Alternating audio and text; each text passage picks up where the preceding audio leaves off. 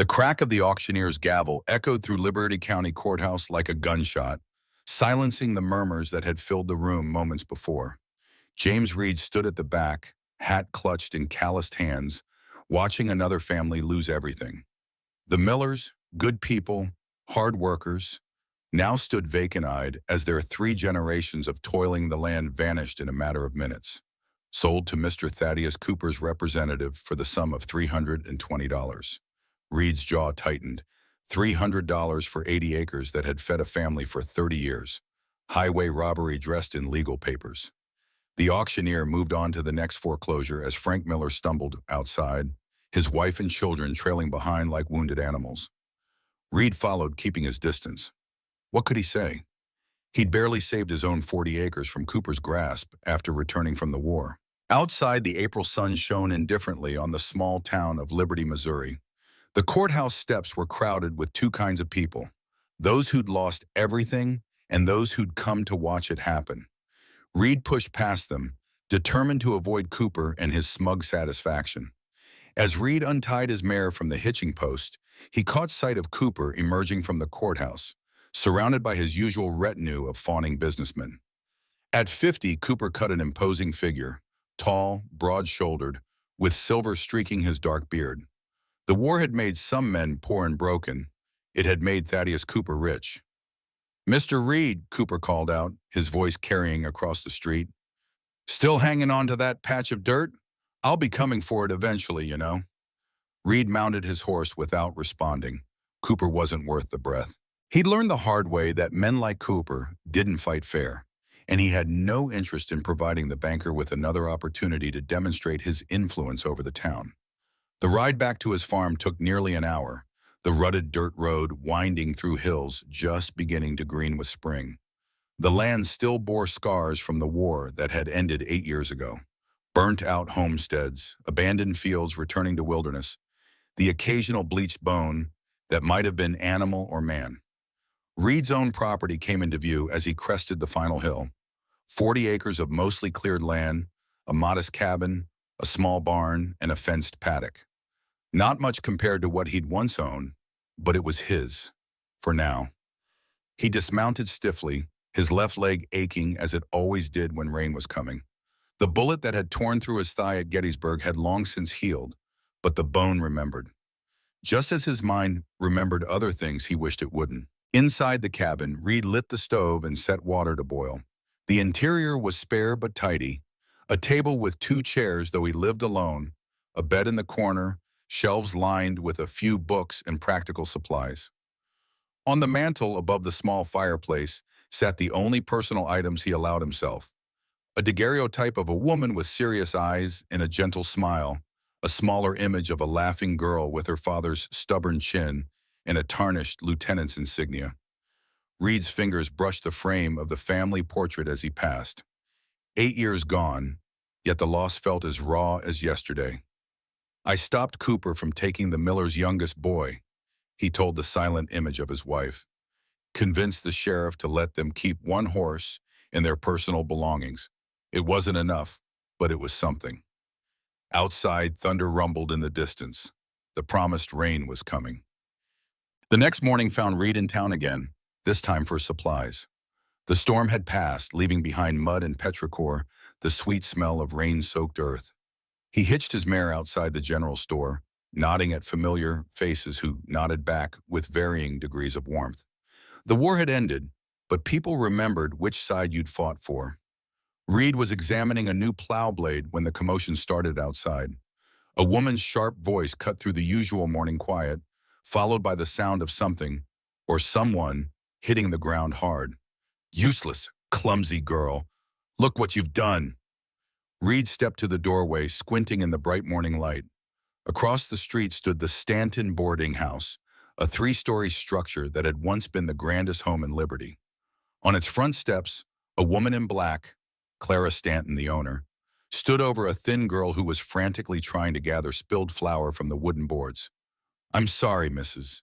Stanton," the girl whispered, her voice barely carrying across the street. The bag was torn at the bottom. "And whose job was it to check before carrying it? Stupid child." Clara Stanton's hand flashed out, striking the girl across the face with enough force to knock her sideways. Reed flinched at the blow. The girl couldn't have been more than 12, all knobby knees and elbows, with a tangle of dark hair escaping a hastily tied kerchief.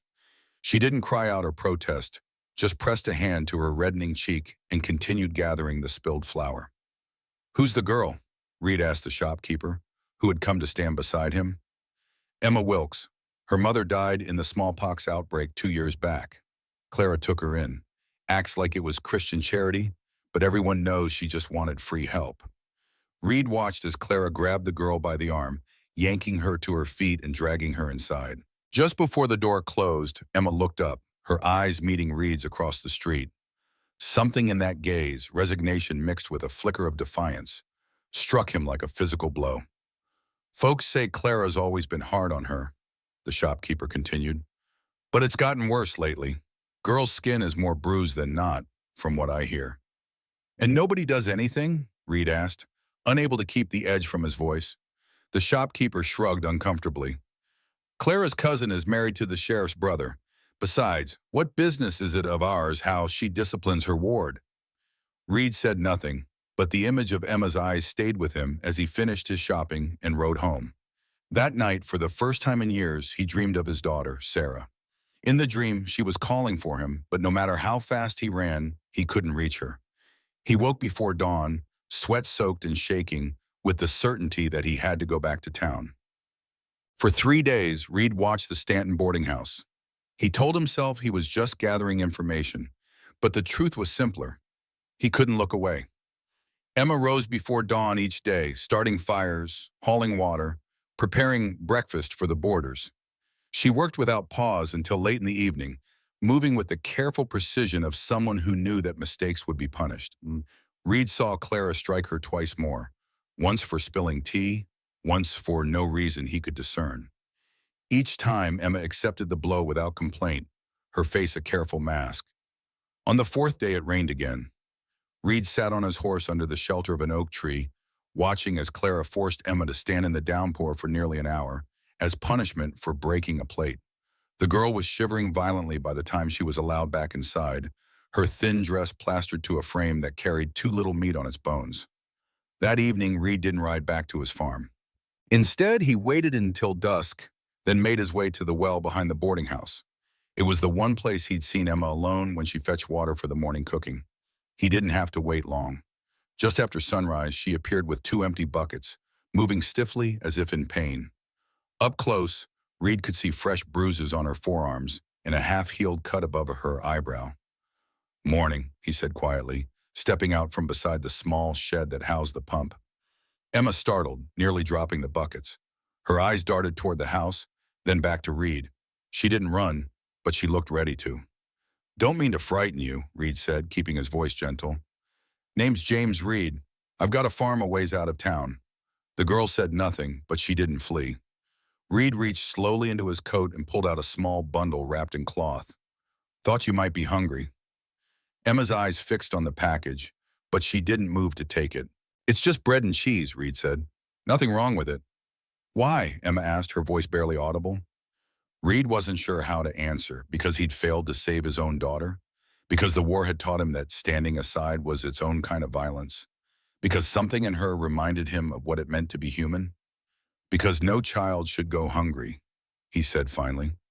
Emma hesitated a moment longer, then reached for the bundle. Her hands shook as she unwrapped it, revealing fresh bread and a wedge of hard cheese. She broke off a small piece of bread and ate it quickly, then rewrapped the rest and tucked it into her apron pocket. "Thank you, sir," she whispered. "You can call me Reed. Everyone does." Emma nodded, then turned to the pump. Reed noticed her wince as she worked the handle. "She hurt you bad?" he asked. Emma froze. "I dropped a tray. It was my fault." "No," Reed said, his voice suddenly hard. "It wasn't." The girl looked at him then, really looked at him, as if trying to determine what sort of trap this might be. She'd been living with cruelty so long, she'd forgotten kindness existed. "I should go," she said, filling her buckets. "She'll be angry if I'm late." Reed nodded.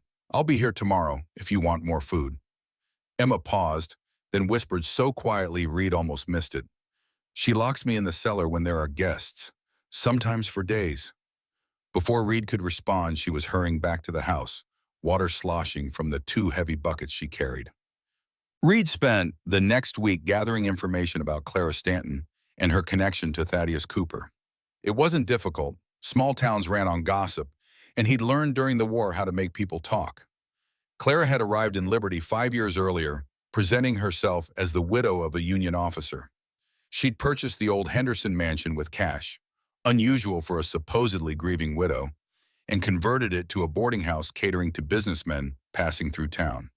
She cultivated connections with the wealthier families and made a show of religious devotion, attending church every Sunday and contributing visibly to collections. But there were inconsistencies in her story. No one had ever seen documentation of her supposed husband's military service. She claimed to be from Boston, yet her accent slipped sometimes, revealing Southern roots. And then there was her relationship with Cooper. "They're thick as thieves," the blacksmith told Reed when he stopped to have his mare reshod. "Meet regular at the bank after hours, nothing proper about it, if you ask me." Most damning was what Reed learned from old Mrs. Patterson, who at 85 had little left to fear and even less reason to lie. Clara worked for Cooper before she was ever Mrs. Stanton, the old woman said, rocking steadily on her porch. Back when he first came to Liberty, right after the war, secretary or some such. Then she disappeared for a spell, came back with a wedding ring and a sad story. Convenient, how her officer husband died heroically but left no family asking questions. As for Emma, her story was clearer. Her mother, June Wilkes, had been a seamstress who lived on the outskirts of town with her daughter. When smallpox swept through Liberty in '71, June had been among the first to succumb. Clara, presenting herself as a distant relation, had taken in the orphaned Emma, an act of Christian charity much lauded by the town's elite. But Mrs. Patterson remembered differently. June Wilkes had land, good land, nearly 200 acres her daddy left her. Never did nothing with it, living in that little cottage and doing her sewing. But land's land, especially with the railroad coming through. Makes you wonder who holds the deed now that she's gone, don't it? That night, Reed watched from across the street as Emma was locked outside in the cold, her thin shoulders shaking as she stood by the back door for nearly 2 hours before Clara finally let her in. It was the third such punishment he'd witnessed that week. Something had to be done. The town's doctor, Benjamin Hayes, was a serious man in his 50s who had treated soldiers from both sides during the war. Reed had known him slightly before enlisting and trusted him more than most in Liberty. "I need your help," Reed said, sitting in Hayes' small office after the last patient had left. "It's about Emma Wilkes." Hayes' expression darkened. "Clara Stanton's ward? I've wondered about that child." "She's being abused," Reed said bluntly. "Beaten, starved, locked in a cellar for days. I've been watching for over a week now." "Serious accusations, Reed. I don't make them lightly." Hayes removed his spectacles, pinching the bridge of his nose. "What do you expect me to do? Clara Stanton is connected to half the town through church and business. Without clear evidence—" "Then help me get evidence," Reed interrupted. "Examine the girl. Document her injuries. You're a doctor. Surely Clara can't refuse medical attention if you insist." "And why are you suddenly so concerned with one orphaned girl?" Hayes asked, studying Reed's face. "You've kept to yourself since coming back from the war. Why this? Why now?" Reed couldn't answer for a moment. The truth was too complicated, too raw. "Because I couldn't save my own daughter," he said finally. "But maybe I can save this one." Hayes nodded slowly. "I'll visit the boarding house tomorrow. Claim I'm checking all the children in town after those fever cases last month." "Thank you." As Reed rose to leave, Hayes added, "You should know, Sheriff Adams won't be sympathetic. He owes Cooper money, and Clara hosts his weekly poker games for free." "I'm not looking for the law's help," Reed said. "Just the truth." Hayes' expression was grim. The truth might not be enough in Liberty these days. The next afternoon, Dr. Hayes came to Reed's farm. His face told the story before he spoke. "It's worse than you thought," Hayes said, accepting the coffee Reed offered. "The girl's back is cross-hatched with welts, some fresh, some scarred over. Her left arm shows signs of having been broken and improperly set. She's malnourished, anemic." Reed's hands clenched around his mug. "And?" And Clara Stanton had a convenient explanation for every injury. Emma is clumsy. She falls down the stairs. She makes up stories for attention. Hayes's voice dripped with disgust. When I insisted on treating the worst of the wounds, Clara hovered the entire time, warning Emma not to tell tales. Did the girl say anything? Not a word, but her eyes. Hayes shook his head. I've seen that look before in soldiers who'd given up hoping for rescue. Reed stood abruptly, pacing the small cabin. We need to get her out of there. And do what with her? The only orphanage is in St. Louis, and they're overflowing. Besides, without legal standing, I'll take her, Reed said. The decision crystallized as he spoke the words. She can stay here. Hayes stared at him. You can't simply take a child, Reed. That's kidnapping, regardless of the circumstances. Then what do you suggest? Leave her there until Clara finally goes too far? Reed's voice rose. I buried my wife and daughter because I wasn't there to protect them.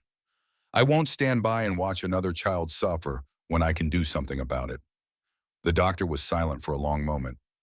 I'll help where I can, he said finally, but you need to think this through. Clara won't give up the girl easily, especially if there's land involved. Land, Hayes nodded. Emma mentioned something about papers her mother left, documents Clara keeps locked away. Said Clara gets angry whenever she asks about them. Reed thought of what Mrs. Patterson had told him about June Wilkes's property. If Cooper was involved, as seemed likely, the situation was even more dangerous than he'd imagined. As Hayes prepared to leave, Reed asked one final question. Did you tell Clara about our conversation? Of course not, but Liberty has few secrets, Reed. Be careful. After the doctor left, Reed cleaned his old service revolver for the first time in years. The feel of the weapon in his hand brought back memories he'd spent the better part of a decade trying to forget. The chaos of battle, the smell of gunpowder and blood, the weight of command, and the price of failure. He'd come back from war determined never to take another life. Now he wondered if that resolution would hold. Reed wasn't surprised when Sheriff Adams rode up to his farm the next morning. The lawman was Cooper's creature through and through, a bully with a badge who enforced the law selectively based on who could pay. Here you've been asking questions around town, Adams said without dismounting, looking down at Reed from atop his bay gelding, making accusations about respectable folk. Just concerned about a child's welfare, Reed replied evenly. As an officer of the law, thought you might be too. Adams' face darkened. Clara Stanton is a God-fearing widow who took in an orphan out of the goodness of her heart. You'd do well to mind your own business, Reed. And if that orphan shows up dead from one too many accidents, you threatening something? Adams' hand drifted toward his holstered pistol. Just asking a question. Reed remained still, acutely aware of his own revolver tucked into his waistband, hidden beneath his jacket. Seems strange, a respected businessman like Cooper taking such interest in an orphan girl's situation. Something flickered in Adams' eyes. Uncertainty, or perhaps guilt. Mr. Cooper is concerned about slander against his friends. Natural, given his position in the community. Natural, Reed agreed, his tone making it clear he thought it was anything but. Well, you've delivered your warning, Sheriff. Good day to you. Adams glared, clearly unsatisfied with the conversation, but unable to find a pretext for escalation. Watch yourself, Reed. War's over. No one's impressed by a washed-up lieutenant with a limp and a chip on his shoulder. As the sheriff rode away, Reed felt the familiar weight of isolation settle over him. He'd made enemies of the most powerful men in Liberty, with only a country doctor as an ally. And yet, for the first time since returning from the war, he felt something like purpose stirring within him. That evening, as rain began to fall again, Reed packed a bag with provisions, secured his revolver, and saddled his mare. The storm would provide cover, and Clara's regular Wednesday card game at the sheriff's house meant she would be gone for hours. It was time to get Emma out. The boarding house was quiet when Reed approached from the back, most guests either out for the evening or retired to their rooms. A single lamp burned in the kitchen window. Through the rain-streaked glass, Reed could see a small figure huddled by the stove. Emma, presumably finishing the day's chores before being allowed to sleep. He tapped gently on the window. Emma's head jerked up, eyes wide with fear until she recognized him. She glanced toward the doorway, then back to Reed, shaking her head frantically. Reed pointed toward the back door, miming unlocking it. Emma hesitated, then shook her head again, gesturing downward. Reed understood with a sickening clarity. She was chained or locked in place, unable to reach the door. Cursing silently, Reed moved to the cellar entrance at the side of the house. The padlock was substantial, but he'd come prepared. Using tools that had served him well during the war, he had the lock open within minutes. The cellar was dank and smelled of mold. Reed lit a small lantern, revealing rows of preserves and bins of potatoes. A narrow staircase led up to what he presumed was the kitchen. At the foot of the stairs was a crude pallet, little more than rags on the dirt floor. Emma's sleeping place, he realized with a surge of anger. Reed climbed the stairs carefully, testing each step for creaks. At the top, he found the door unlocked. Clara likely saw no need to secure it from the inside when the cellar entrance was padlocked from without. The kitchen was warm after the chill of the cellar. Emma sat by the stove, her right ankle secured by a length of chain to a heavy iron ring bolted to the floor. She stared at Reed with a mixture of hope and terror. "I'm getting you out of here," Reed whispered, examining the lock on the shackle. It was simpler than the padlock outside, and he had it open within seconds. Emma rubbed her ankle where the metal had chafed the skin raw. "She'll find me," she whispered. "She always does." "Not this time," Reed promised, helping her to her feet. "Can you walk?" Emma nodded, though she swayed slightly. Reed noticed she was burning with fever, her eyes too bright in her pale face. "Is there anything you need to take with you?" Emma shook her head, then paused. "My mother's locket. She keeps it in her desk, and the papers. The land papers." Reed hesitated. Searching the house would take time they might not have. But if Cooper wanted those papers badly enough to enable Emma's abuse, they must be important. "Where?" "Study, first floor, back of the house." Emma's voice was faint. "Locky cabinet behind the desk. Wait here. If anyone comes, go out through the cellar and run for the big oak by the well. Understand?" Emma nodded and Reed slipped out of the kitchen. The study was exactly where Emma had described, furnished with heavy oak pieces that spoke of wealth and permanence. Reed found the cabinet, its lock no match for his tools. Inside were several strong boxes and folders of documents. One folder was labeled simply Wilkes. Reed opened it to find a deed to 180 acres east of town, bordering the proposed railroad route. The land was in Emma's name, with Clara Stanton listed as guardian until the girl turned 18 or died. The implications were clear. If Emma died accidentally, the land would pass to her guardian. And with Cooper buying up property all along the railroad's path, Reed tucked the deed into his jacket and continued searching. In a small jewelry box, he found a silver locket with the initials JW engraved on the back. June Wilkes' memento for her daughter. He pocketed that as well. As he turned to leave, Reed noticed another document partially hidden beneath a ledger. A letter on Cooper's bank stationery. Scanning it quickly, he felt a cold certainty settle in his gut. The letter outlined a plan to acquire several properties through foreclosure, with specific mentions of eliminating obstacles. Reed's own name appeared in the margin, alongside a figure, the exact amount of his mortgage. He was next on their list. Footsteps in the hallway interrupted his thoughts. Reed ducked behind the heavy curtains as the study door opened. Clara Stanton entered, followed by a man Reed didn't recognize, tall and lean, with the hard eyes of someone accustomed to violence. "Check the cellar again," Clara was saying. "The brat must be hiding somewhere." "And if she's run off?" the man asked, his voice flat. Clara's face twisted with anger. "Then find her, Milton. Cooper wants this settled before the railroad survey next month. The girl dies, I get the land, everyone profits. Simple." "Except the girl," Milton remarked with a chilling lack of concern. "She's nothing. A means to an end." Clara moved to the cabinet, frowning when she noticed it was unlocked. "Someone's been here." Reed knew he had seconds before they discovered the missing documents. Drawing his revolver, he stepped from behind the curtains. "Looking for these?" he asked, holding up the deed. Clara whirled, her face contorting with rage and fear. "Reed, Milton, kill him!" Milton reached for his gun, but Reed was faster, his revolver already aimed. "Don't," Reed warned. "I'd rather not add murder to my list of crimes tonight, but I will if forced." Milton froze, his hand hovering near his weapon. "You won't get far," he said. Cooper owns the sheriff, the mayor, half the town. I'm not planning to stay, Reed replied, but Emma Wilkes is coming with me. Clara laughed, a harsh sound devoid of humor. You think you're rescuing her? You're kidnapping a minor. They'll hang you for this, Reed. Better men than Cooper have tried to kill me, Reed said calmly. Now both of you into the cellar. Under the unwavering aim of Reed's revolver, Clara and Milton descended to the cellar. Reed locked the door behind them, knowing it wouldn't hold them for long, but hoping it would provide enough head start. In the kitchen, Emma was gone. Reed's heart seized until he remembered his instructions. The oak tree by the well. He hurried out through the back door into the rain. Emma was exactly where he'd told her to wait, shivering violently beneath the tree's inadequate shelter. When she saw Reed, her expression transformed from despair to desperate hope. I thought you weren't coming, she whispered as he approached. Reed handed her the locket. I made a promise, he said simply. I found the deed too.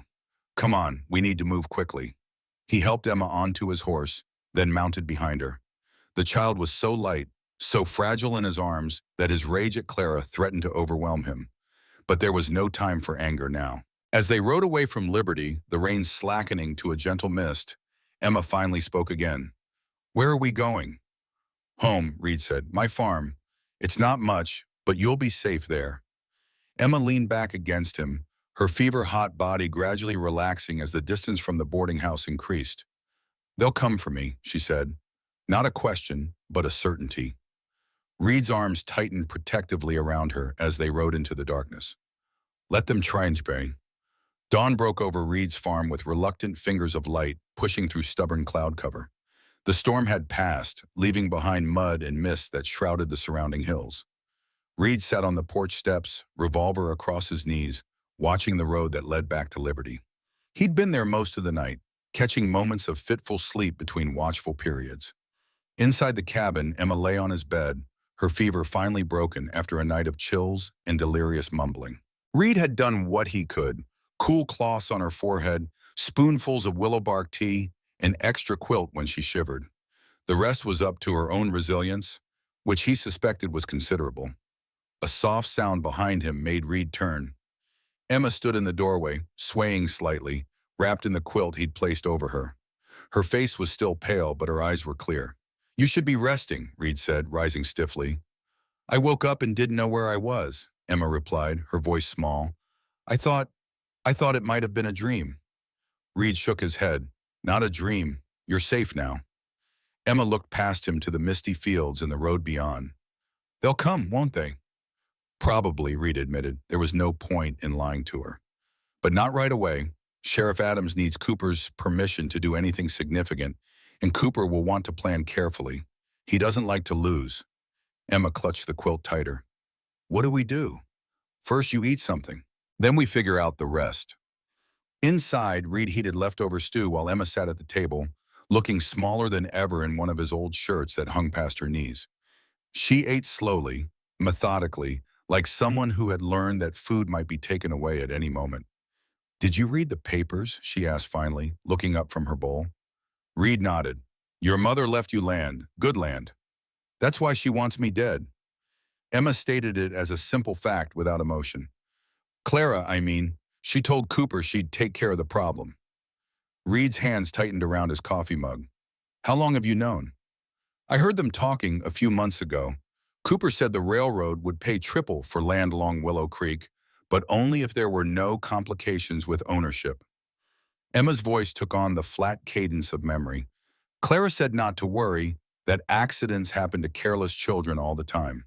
The matter-of-fact way she described the plot against her life made Reed's chest ache. What kind of child had to learn such bitter wisdom? You're not going back there, Reed said firmly. Those papers stay with us. When this is over, that land is yours to do with as you choose. Emma looked at him with cautious hope. You mean that? You won't take it? It's yours. Your mother wanted you to have it. The girl studied him as if searching for the lie, the hidden motive. Finally, she nodded once and returned to her stew. Can I see it? She asked after a moment. The locket, I mean. Reed retrieved it from his jacket pocket and placed it in her palm. Emma opened it with practiced fingers. revealing a tiny daguerreotype inside, a younger version of herself beside a woman with the same dark hair and determined expression. "I thought I'd never see it again," she whispered, closing her fingers around the silver oval. "Thank you." The simple gratitude in her voice made Reed turn away, suddenly unable to meet her eyes. What kind of world was it where a child thanked you for returning what was rightfully hers? By mid-morning, Emma's fever had returned. Reed made her comfortable on his bed, promising to be within earshot if she called. While she slept, he took stock of their situation. The farm was defensible, situated on a rise with good visibility of the approaching road, the cabin solid with few windows, a stream providing water if they were cut off. He had ammunition for the revolver and his hunting rifle, enough food stored to last a couple of weeks, and horses if they needed to flee quickly. But a siege wasn't sustainable, especially with a sick child. They needed allies, legal standing, proof of Cooper and Clara's plot that would convince even the most skeptical townsperson. Reed was contemplating his next move when hoofbeats approached from the north, the opposite direction from town. He grabbed his rifle and stepped onto the porch, relaxing slightly when he recognized the rider. Samuel Guthrie pulled his horse to a stop at the edge of Reed's property. At 65, Sam was Liberty's oldest resident, a former trapper who had settled in the area before the town existed. He had no love for Cooper or his cronies, having lost a significant portion of his own land to the banker's machinations. "Morning, Reed," Sam called, not dismounting. "Thought you might want to know. Town's in an uproar. Sheriff's telling anyone who'll listen that you kidnapped the Stanton woman's ward." Reed nodded grimly. "Expected as much. How many believe him?" "Enough to form a posse if that's what you're asking." "Not yet, though. Judge Williams is asking uncomfortable questions about legal guardianship papers." Sam spat to the side. "Seems the good widow Stanton can't produce any official documentation saying the girl's actually her ward." That was unexpected good news. Judge Ezekiel Williams was the county's senior magistrate, appointed before Cooper's rise to power and therefore outside his direct influence. Known for his rigid adherence to legal procedure, the judge was perhaps the only man in Liberty whose position was secure enough to challenge Cooper openly. "The judge suspects something?" Reed asked. "Let's just say he's never been fond of how Clara Stanton came into possession of several orphan children over the years." Sam's weathered face was grim. "Word is Dr. Hayes paid him a visit last night, showed him some disturbing notes about the girl's injuries." Reed felt a surge of gratitude toward the doctor. "Any sign of Cooper?" "Left town early this morning, headed to Jefferson City, supposedly on banking business." Sam's eyes narrowed. "Though why a local banker needs to consult with the railroad executives is beyond me." The pieces clicked into place in Reed's mind. Cooper was accelerating his timeline, afraid that Emma's escape and the missing land deed would derail his plans. "Sam, I need a favor. Can you get a message to Judge Williams? Tell him I have documents that prove Clara Stanton and Cooper are conspiring to defraud an orphan of her inheritance. Tell him I'm willing to bring Emma and the papers to him, but only under guarantee of protection." Sam nodded. "I can do that. Anything else?" Reed hesitated, then asked the question that had been weighing on him. "What's the town saying about me?" "Mixed opinions," Sam admitted. "Some say you've lost your mind. Others think you've done what any decent man would. Most are just waiting to see which way the wind blows." "And what do you think, Sam?" The old man's face softened slightly. "I think you've been a ghost since you came back from the war, Reed. Maybe it's time you rejoin the living." After Sam left, Reed checked on Emma. Her sleep was restless, her skin hot to the touch. The bruises on her arms stood out in stark contrast against her pallor, a roadmap of systematic cruelty. Reed replaced the damp cloth on her forehead, anger and determination solidifying into resolve. Whatever came next, he would not fail this child as he had failed his own family. Sheriff Adams and 2 deputies arrived just before noon. Reed watched them approach from the window, noting their cautious pace and the rifles they carried. Not a formal posse then. This was meant to be quick and quiet. Reed stepped onto the porch, his own rifle held casually but visibly across his body. "That's far enough, Sheriff." Adams reined in his horse, signaling his deputies to do the same. "We're here for the Wilkes girl, Reed. Don't make this harder than it needs to be. She's not going back to Clara Stanton. Not now, not ever." That's not for you to decide, Adams said, his hand resting near his holstered pistol. The law says guardianship requires legal documentation. Reed interrupted. Does Clara have any? Because I have a deed showing Emma Wilkes owns 180 acres of prime land that Clara and Cooper have been trying to steal. A flash of uncertainty crossed Adams' face. You're in no position to make accusations, Reed. You took a child from her legal guardian in the middle of the night.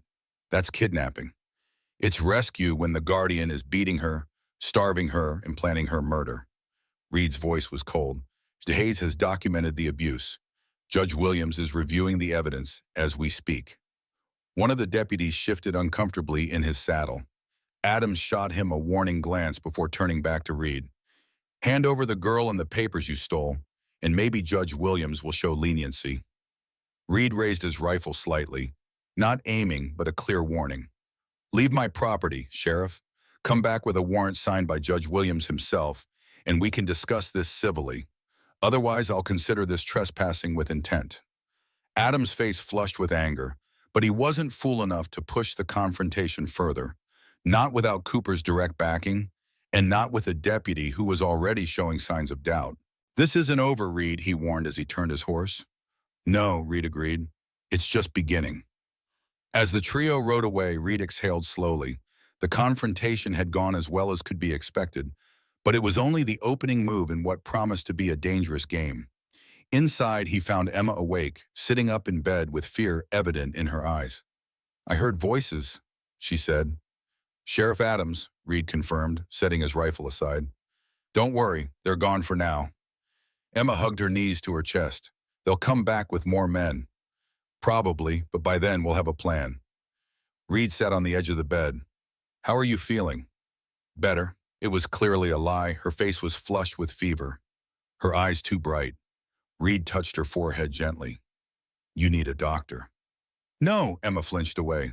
Clara will find me if we go to town. We're not going to town, Reed assured her, but I'm going to send for Dr. Hayes. He's on our side. Emma seemed unconvinced, but didn't argue further. Reed helped her drink some water, then watched as she drifted back to an uneasy sleep. Her breathing was labored, her small body fighting infection alongside the trauma of the past days. Reed returned to the porch, scanning the horizon for any sign of returning trouble. Instead, he saw a single rider approaching from the direction of town. Dr. Hayes, his medical bag visible as he urged his horse up the muddy track. Sam Guthrie found me, Hayes explained as he dismounted. Said the girl was sick. Reed led him inside, explaining Emma's condition in a low voice. Hayes examined her thoroughly, his expression grave as he documented new bruises that had been hidden by her clothing. Fevers from infection, he said finally. Some of these cuts weren't cleaned properly. I've brought medicine, but she needs rest, good food, clean bandages. Will she recover? Hayes nodded. She's stronger than she looks. Wouldn't have survived this long with Clara otherwise. He began preparing a tonic from supplies in his bag. Judge Williams is reviewing the guardianship situation. Clara's story is falling apart. Seems there never was any legal arrangement. Just her word that Emma's mother appointed her guardian. And Cooper? Still away, but his bank manager is suddenly very cooperative with the judge's inquiries about certain property transactions. Hayes smiled thinly. Amazing how the prospect of being implicated in fraud loosens tongues. The doctor administered the medicine to Emma, who swallowed it without complaint despite the bitter taste. As Hayes packed his bag to leave, he drew Reed aside. Williams wants to see you and the deed tomorrow morning. He's convening a special hearing about Emma's guardianship. Is it safe? He's arranged for federal marshals from Jefferson City to provide security. Cooper's reach is long, but even he can't openly defy federal authority. After Hayes left, Reed spent the afternoon reinforcing the cabin's defenses, just in case. Emma slept fitfully, the medicine gradually bringing her fever under control. By evening, she was lucid enough to eat a small bowl of broth and listen as Reed explained Judge Williams' hearing. Will I have to go back to Clara if the judge says so? She asked, eyes wide with fear. Reed chose his words carefully. Judge Williams is a fair man. He'll consider the evidence of how Clara treated you and the fact that she has no legal claim to be your guardian. But if somehow he rules against us, Reed met her gaze directly. I won't let you go back to her. We'll leave. Head west if necessary. Emma studied him, searching for deception or uncertainty.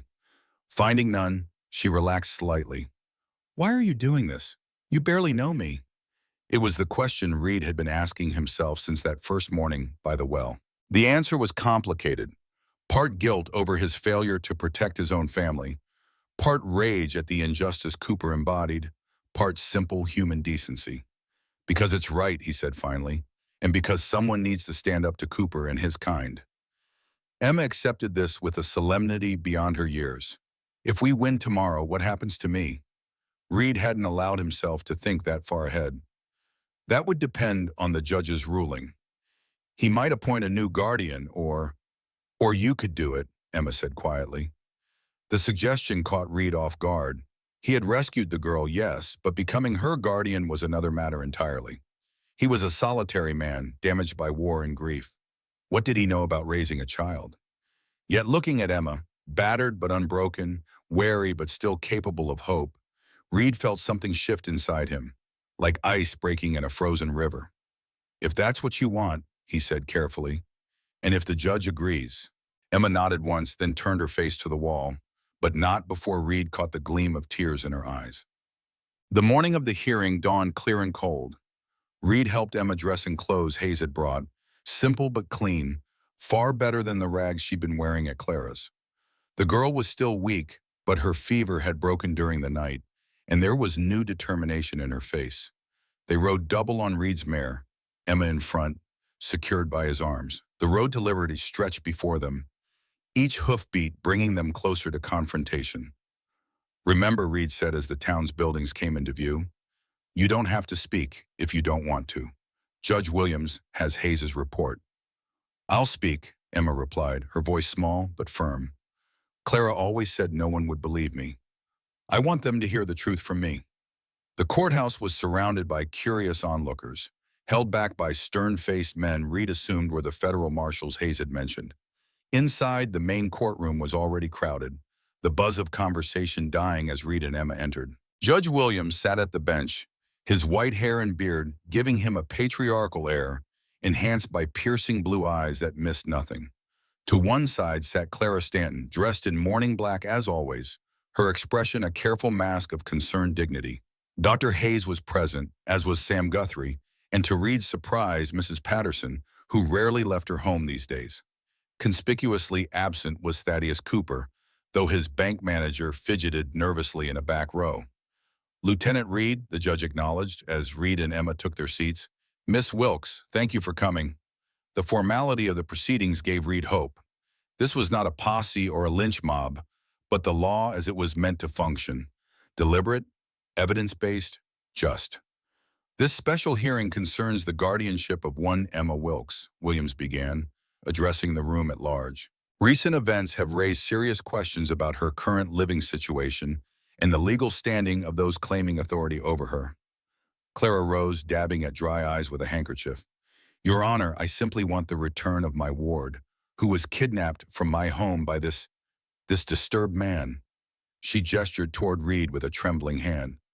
James Reed is a former soldier with a history of erratic behavior who has fixated on my poor Emma with unhealthy interest. Murmurs rippled through the courtroom. Reed remained impassive, though he noted how Clara's performance swayed some of the onlookers.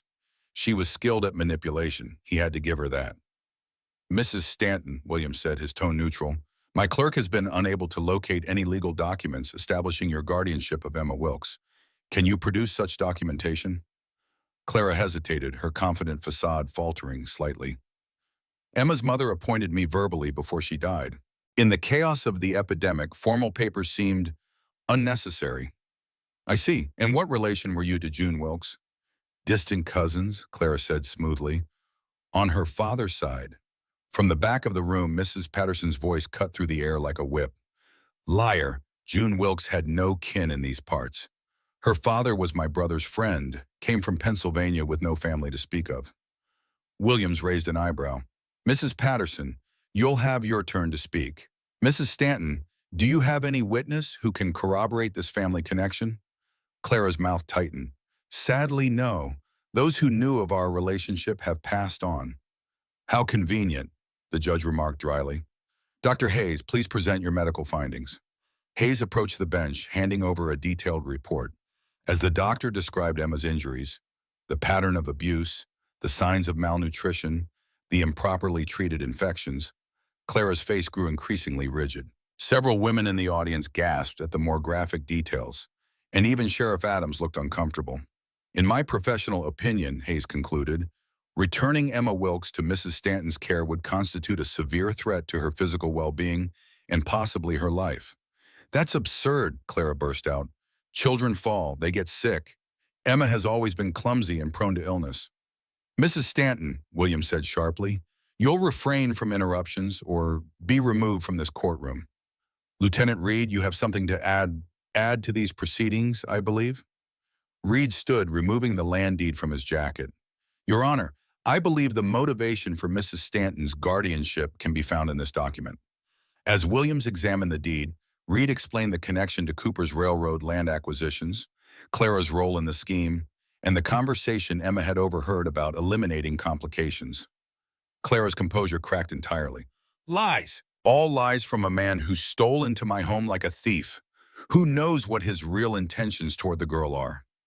I believe we should hear from Miss Wilkes herself, Williams said, silencing Clara with a stern look.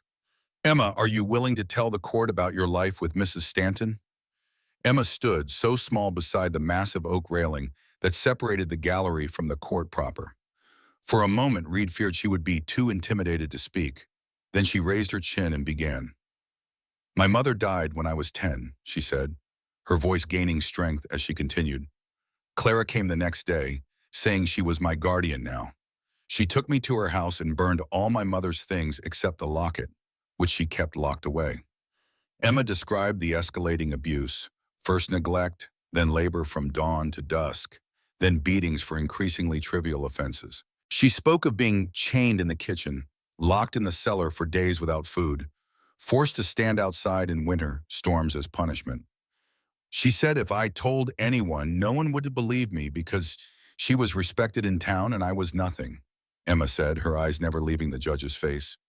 She said orphans like me disappear all the time and no one notices. The courtroom was utterly silent now, the audience hanging on every word.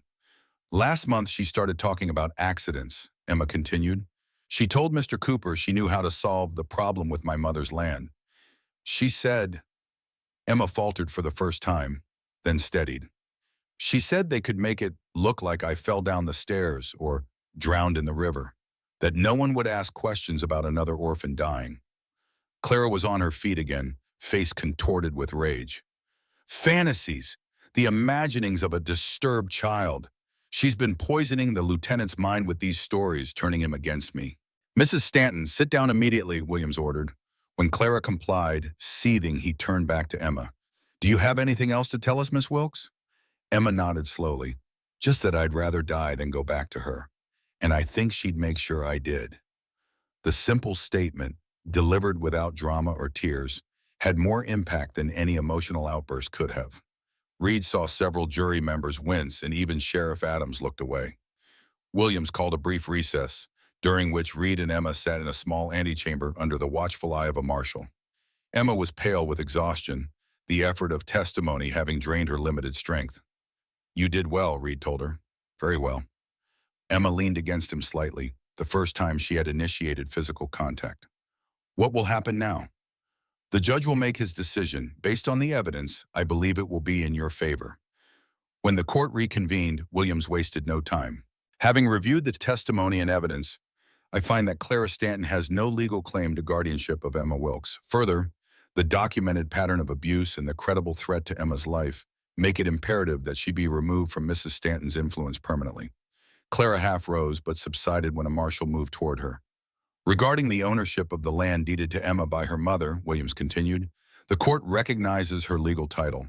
As a minor, however, she requires a guardian to manage the property until she reaches majority. Here it was, the moment that would determine Emma's future. Reed held his breath. I am appointing Lieutenant James Reed as temporary guardian, pending a formal hearing and 30 days to establish permanent arrangements.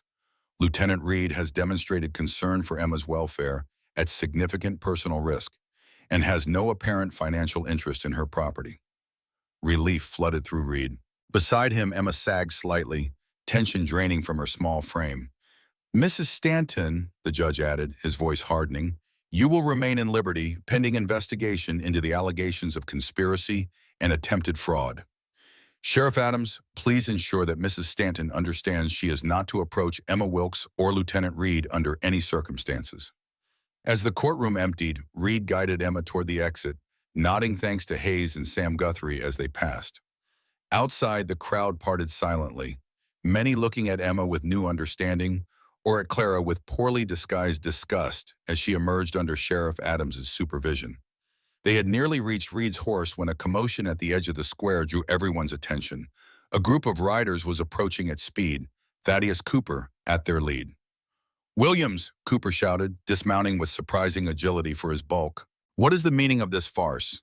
The judge emerged from the courthouse unruffled. "Mr. Cooper, how fortuitous that you've returned from your business trip. Sheriff Adams was just about to send deputies to find you." Cooper faltered momentarily before regaining his bluster. "I demand you reverse this ridiculous ruling about the Wilkes girl. Clara Stanton is a respected member of this community whose reputation is being slandered by a war-addled recluse."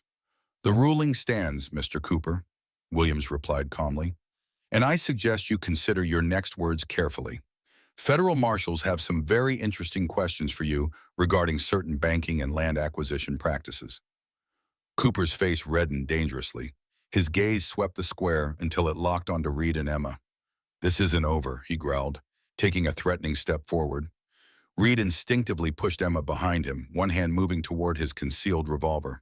The tension in the square was palpable, spectators backing away from what promised to be a violent confrontation. Then a new voice cut through the standoff, a woman's voice, cultured and commanding. "Hello, Theodore. It's been a while." All heads turned toward the stagecoach that had arrived unnoticed during the confrontation. A woman in her 40s stood beside it, dressed in traveling clothes of quality that spoke of wealth without ostentation. Her auburn hair was streaked with gray at the temples, but her posture was straight, her green eyes sharp. Cooper went deathly pale. "Sarah," he whispered, the name seeming to strangle him. "Mr. Cooper appears unwell," the woman, Sarah, remarked to no one in particular. "Perhaps it's the shock of seeing his wife when he spent the last decade telling everyone she was dead." The square erupted in shocked whispers. Reed looked from Cooper to the newcomer, understanding dawning. This was Sarah Cooper, the supposedly deceased wife whose death had allowed Cooper to reinvent himself in liberty. "You're dead," Cooper managed, his voice strangled. "The fire destroyed our home in St. Louis, yes. How fortunate that I was visiting my sister when it happened." Sarah's smile was glacial. "Though I've often wondered how the blaze started, given that I hadn't left any lamps burning." Judge Williams stepped forward. "Mrs. Cooper, I presume. Your arrival is most timely. We have some matters to discuss regarding your husband's business practices." Cooper looked around wildly like a trapped animal. His gaze settled on Reed and Emma again, rage replacing shock. With a roar, he lunged toward them. Reed shoved Emma clear and braced for impact, but Cooper was intercepted by one of the marshals, who wrestled him to the ground with practiced efficiency. As Cooper was restrained, he spat venomous threats at Reed, Emma, the judge, anyone within earshot. "Get her away from here," Hayes urged Reed, appearing at his elbow. "Cooper's lost everything now. Men like him are most dangerous when they have nothing left to lose." Reed didn't need telling twice. He lifted Emma onto his horse, then mounted behind her, acutely aware of Cooper's murderous gaze following them as they rode out of town. "Is it over?" Emma asked as Liberty disappeared behind them. Reed wished he could say yes, but Cooper's expression had promised retribution, not surrender. "Not yet," he said honestly, "but we're closer than we were yesterday." As they approached the farm, Reed's instincts prickled. Something was wrong. The cabin door stood open, swinging slightly in the breeze. He was certain he'd close it securely before they left. Reining in at a safe distance, Reed surveyed the property. Nothing moved, but the stillness felt unnatural, pregnant with threat. "Stay here," he told Emma, sliding from the saddle. "If you hear anything that sounds like trouble, ride straight back to town. Find Hayes or Judge Williams. Don't go, Emma pleaded, sudden fear in her voice. Something's wrong. That's why I need to check, Reed said gently, but I'll be careful, I promise. He approached the cabin cautiously, revolver drawn. The interior was dim after the bright sunlight outside. Reed paused in the doorway, allowing his eyes to adjust. The damage was immediately apparent. Furniture overturned, his few possessions scattered, the cabinet where he kept his ammunition broken open and emptied. Someone had searched the place thoroughly and violently. A sound behind him, the softest scrape of boot on wood, was his only warning. Reed began to turn, but too late. Something hard struck the back of his head, and darkness claimed him. His last conscious thought was of Emma, waiting trustingly by the road, unaware of the danger. Consciousness returned to Reed in painful increments. First the throbbing at the base of his skull, then the taste of blood in his mouth, and finally awareness of his surroundings. He was in his cabin, bound to one of his kitchen chairs. The light had changed, hours had passed. Dusk was approaching. Emma. The thought jolted him fully awake. He jerked against his restraints, rope cutting into his wrists. The girl isn't here. The voice came from behind him, smooth and cultured. Milton, Cooper's enforcer. She ran when she saw what happened to you. Smart kid. Relief flooded Reed, followed immediately by renewed fear. Emma was alone, possibly injured, with night coming on and Cooper's men hunting her. Milton stepped into view, a lean, composed man whose expensive clothes belied his violent profession. He pulled up a chair, sitting backwards on it to face Reed. You've caused my employer considerable trouble, Lieutenant, Milton said conversationally, as if discussing the weather. The land deal, the guardianship hearing, his wife's unfortunate reappearance, it's all rather inconvenient. Reed tested his bonds again, professionally tied, no give at all. Cooper's finished, he said, his voice raspy.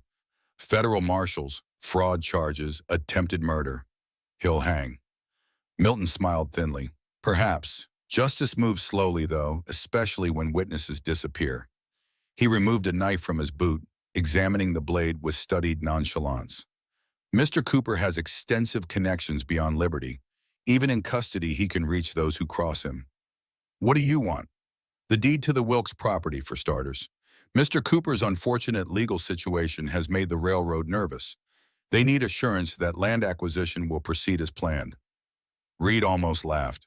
You think I keep it here, after Clara's first attempt to steal it? Something flickered across Milton's face. Annoyance, perhaps. The girl, then, she'll know where it is. She's gone, probably halfway to Jefferson City by now, straight to the federal marshals. Milton sighed, as if disappointed by Reed's lack of cooperation. Lieutenant, I admire your protective instinct, but it's misplaced. The girl won't survive the night alone. These hills harbor wolves, both the four-legged kind and, he gestured to himself with the knife, the more dangerous variety. Reed kept his face impassive, though Milton's words chilled him. Emma was resourceful, but she was still a child, weakened by illness and trauma. And these were his lands, his responsibility. Even if I knew where she was, Reed said carefully, why would I tell you? Milton twirled the knife in his fingers. Because contrary to what you might think, I'm not a cruel man. I fulfill contracts efficiently, nothing more. Tell me where she's likely to hide and I'll make her passing quick. Painless. The alternative, he shrugged. Children who die of exposure suffer greatly, I'm told. Reed studied the man before him, recognizing the particular kind of evil he represented, not passionate or hateful, merely professional. He'd encountered such men during the war, those who could commit atrocities with the same detachment as signing a letter. Cooper really has lost everything, hasn't he? Reed asked, changing tack. Otherwise, he wouldn't send you to clean up his mess, so directly. Milton's expression remained neutral, but something in his eyes confirmed Reed's suspicion. Mr. Cooper's circumstances have become complicated, yes. All the more reason to conclude our business expeditiously. And if Cooper can't pay you, what then? You kill a child and a war veteran for a bankrupt employer? The first hint of uncertainty crossed Milton's face. Mr. Cooper's resources extend beyond what local authorities have seized. Do they? Reed pressed. sensing weakness. His wife's return changes everything. In most states, a spouse has claim to half of all assets. And if she can prove he attempted to murder her in that fire, she could take everything. Milton stood abruptly, pacing the small cabin. Enough talk. You know where the girl would go. Tell me, or I'll make your last hours memorable for all the wrong reasons. Reed assessed his options. The ropes wouldn't yield, but the chair itself might be vulnerable. It was old, one of the few pieces of furniture that had survived the war. If he could maneuver just right. There's an abandoned trapper's cabin, Reed said, allowing defeat to color his voice. Near Willow Creek, about 3 miles east. Stone chimney, collapsed roof on one side. She knows about it. I showed her once when we were riding. The lie came easily. There was indeed such a cabin, but Reed had never taken Emma there, nor would she have any reason to seek it out. Milton studied him, searching for deception. And the deed? She keeps it in her dress pocket. Doesn't trust anyone else with it, not even me. Milton seemed to accept this. He checked his pocket watch, a gleaming piece of silver that spoke of previous successful contracts. It will be dark soon, he mused. I'd best be on my way. He moved behind Reed again. You understand I can't leave you to raise an alarm. Reed tensed, expecting a knife between his ribs. Instead, he felt Milton checking his restraints, tightening them where they had loosened slightly. Don't worry, Lieutenant, Milton said. I won't kill you yet. Mr. Cooper was quite specific. He wants you alive when I bring the girl's body for you to see. A lesson in consequences, he called it. The casual cruelty of the statement stoked Reed's rage, but he kept his voice even. Cooper always did like an audience for his victories. Milton moved toward the door, pausing to collect a lantern. I'll return before midnight. Do try to stay awake for the finale.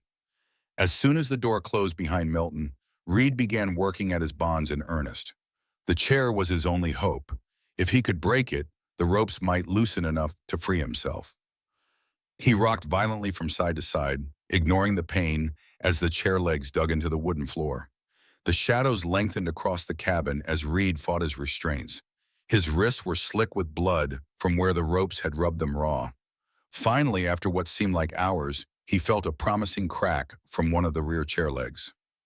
Renewed determination surged through him as he threw his weight sideways again and again until the chair collapsed, sending Reed crashing to the floor.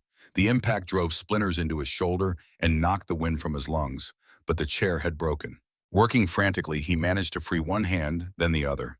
His fingers were numb, clumsy with returning circulation, but there was no time to recover. Emma was out there somewhere, alone and afraid, with a professional killer tracking her. Reed had to find her first.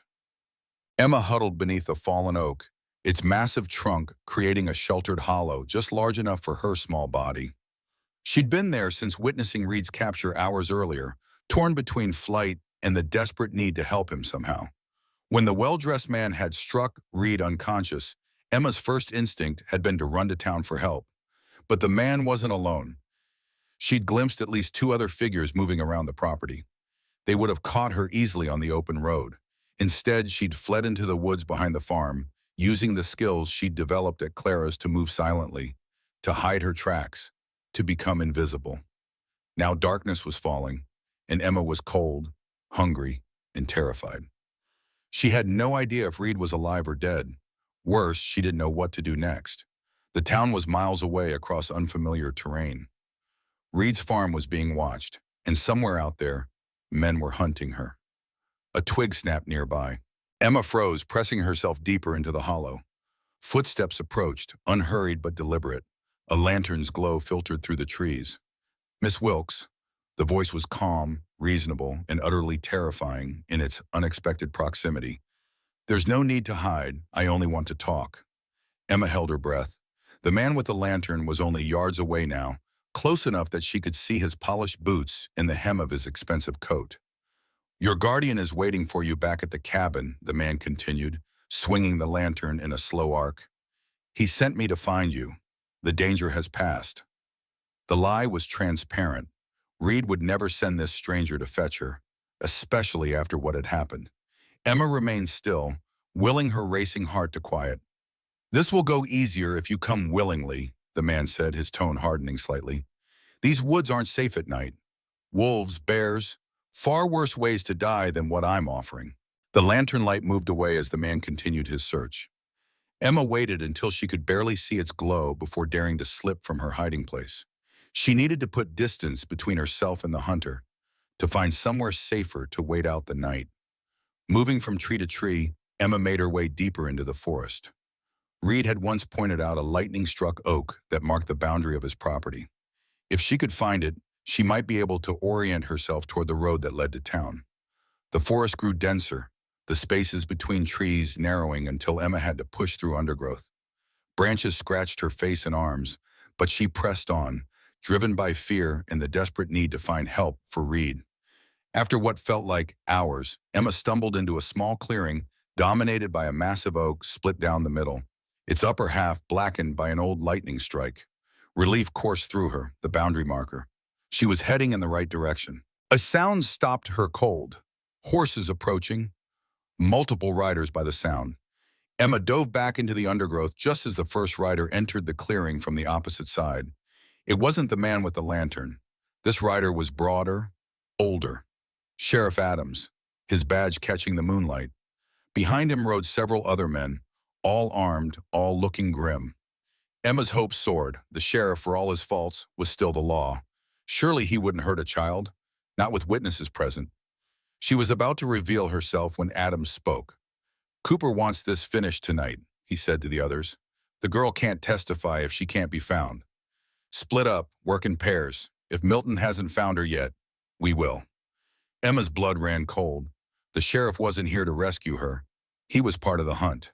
Cooper's reach extended even to the law, just as Reed had feared. She backed away slowly, careful not to rustle the undergrowths. Once the search party had moved on, Emma continued her journey, new desperation lending her strength. Town was no longer an option, not if the sheriff himself was corrupted. She needed another plan, another destination. The answer came to her suddenly, so obvious she almost gasped aloud. Her mother's land, the property that had started all of this. Cooper wanted it badly enough to kill for it. There must be something special about it, something that might help her now. Emma had never seen the land herself, but she'd heard Clara and Cooper discuss its location many times. East of town, bordering Willow Creek, with a distinctive stand of old-growth walnut trees on its northern edge. If she could find the creek and follow it. With renewed purpose, Emma turned east, navigating by the stars as her mother had taught her long ago. If she could reach the property, perhaps she could find shelter, or at least a better place to hide until daylight. The journey was arduous. Twice she nearly walked into search parties, forcing her to take winding detours. Once she heard the howl of a wolf, distant but clear in the night air. Her legs had ached, her recent fever leaving her weaker than she'd realized. It was well past midnight when Emma finally heard the soft gurgle of water. Willow Creek. Exhausted but determined, she followed its winding course downstream. According to Cooper's descriptions, her mother's land began where the creek widened into a series of small pools. The moon had risen fully now, casting silver light across the landscape. Emma moved carefully along the creek bank until the trees thinned and the water spread into the pools Cooper had described. This was it, her mother's land. Her land. In the moonlight, Emma could see why Cooper coveted it. The terrain was gentle, largely cleared of dense forest, perfect for building. The creek provided water, and in the distance, a low rise offered a natural vantage point. It was beautiful, peaceful, everything the boarding house had not been. At the top of the rise stood a small cabin, little more than a shack, really, with a sagging porch and a chimney that listed slightly to one side. Emma approached cautiously. It had to be her mother's home, the place where she had been born, though she had no memory of it. June Wilkes had moved them into town after Emma's father died, supporting them through her seamstress work. The cabin door hung askew on rusted hinges. Inside, moonlight filtered through gaps in the roof, illuminating a single room stripped of most furnishings. Dust covered everything, undisturbed for years except by the small creatures that had made homes in the corners. Emma moved to the stone fireplace, running her fingers along the rough mantel. Her mother had stood here once, had cooked meals, had held her daughter. The thought brought unexpected tears to Emma's eyes. Something caught her attention, a loose stone in the fireplace. slightly different in color from its neighbors. Emma worked it free with trembling fingers. Behind it was a small cavity containing an oilskin packet. Heart pounding, Emma unwrapped the packet. Inside were papers, her birth certificate, her father's death notice, and letters addressed to her mother from the railroad company, dated shortly before her death. Emma couldn't read all the legal language, but the intent was clear. Offers to purchase the land, increasing in value with each letter. Her mother had hidden these documents here, away from town, away from prying eyes. Perhaps she had sensed the danger they represented. Perhaps she had planned to retrieve them before. A floorboard creaked behind her. Emma whirled, clutching the papers to her chest. A woman stood in the doorway, silhouetted against the moonlit sky. Not Clara, and not one of Cooper's men. This woman was tall, slender, with an air of quiet authority that commanded attention even in silence. "Hello, Emma," she said softly. "I've been looking for you for a very long time." Reed moved through the forest with desperate urgency, following tracks that would have been invisible to less experienced eyes. The war had taught him to read sign, to track men through wilderness, and Emma's trail was clear to him. Small footprints in soft earth, broken twigs at a child's height, places where she had rested briefly before moving on. His own condition was precarious. The head wound had reopened, blood matting his hair and occasionally blurring his vision. His wrists were raw from the ropes, and every movement sent pain lancing through his battered body. But none of that mattered. Only Emma mattered now. Reed had first headed toward town, assuming Emma would seek help there. But her trail veered eastward after the lightning-struck oak, away from Liberty. Smart girl. She must have realized the sheriff was compromised. The realization that she was heading toward her mother's land came to Reed gradually as he followed her meandering path. It made sense. The one place connected to her past, the one place Cooper wanted badly enough to kill for. Emma was drawing her pursuers onto her own territory, perhaps without even realizing the strategy behind her instinct. Reed's worry deepened when he found signs of multiple horses crossing Emma's trail. The search party was between him and the girl now, cutting off direct pursuit. He would have to circle wide, approach the Wilkes property from the south instead of following the creek. The detour cost precious time. Dawn was approaching by the time Reed neared the property, the eastern sky lightening to pearl gray. He moved with increased caution now, aware that Milton and the sheriff's men could be anywhere. Reed crested a small rise and froze. Below, at the edge of a clearing, stood Emma's cabin, the one June Wilkes had abandoned years ago. Lamplight flickered in its single window, and two horses were tethered outside. Someone had found the cabin before him. Drawing his revolver, Reed approached silently, using the pre-dawn shadows for cover. As he neared, voices became audible through the cabin's broken window. A woman speaking, her tone urgent but gentle. "Must understand the danger, Emma. These men will not stop hunting you." "But why?" Emma's voice, exhausted but defiant. "It's just land. Land the railroad needs for their new western route. Land that will be worth 10 times its current value once the tracks are laid." Reed reached the cabin wall, pressing himself against the weathered boards as he tried to identify the woman. Not Clara, the voice was all wrong. One of Cooper's other accomplices, perhaps? Yet she seemed to be warning Emma, not threatening her. "Who are you really?" Emma asked, echoing Reed's own question. "You said you have been looking for me, but you won't say why." A pause, then, "I knew your mother, Emma. We were friends long ago. When I heard about her death, I came to find you, to honor a promise I made. But Clara Stanton had already taken you, and Cooper's influence made it impossible to approach legally."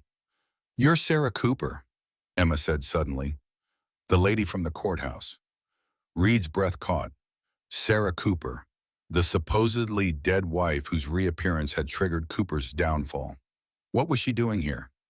"Yes," Sarah confirmed, "though Cooper wasn't always my name. Before I married Theodore, I was Sarah Wilkes. Your mother, June, was my younger sister." The revelation hit Reed like a physical blow. Emma's aunt, alive all this time, returned at the moment of greatest danger. It seemed too convenient, too neat.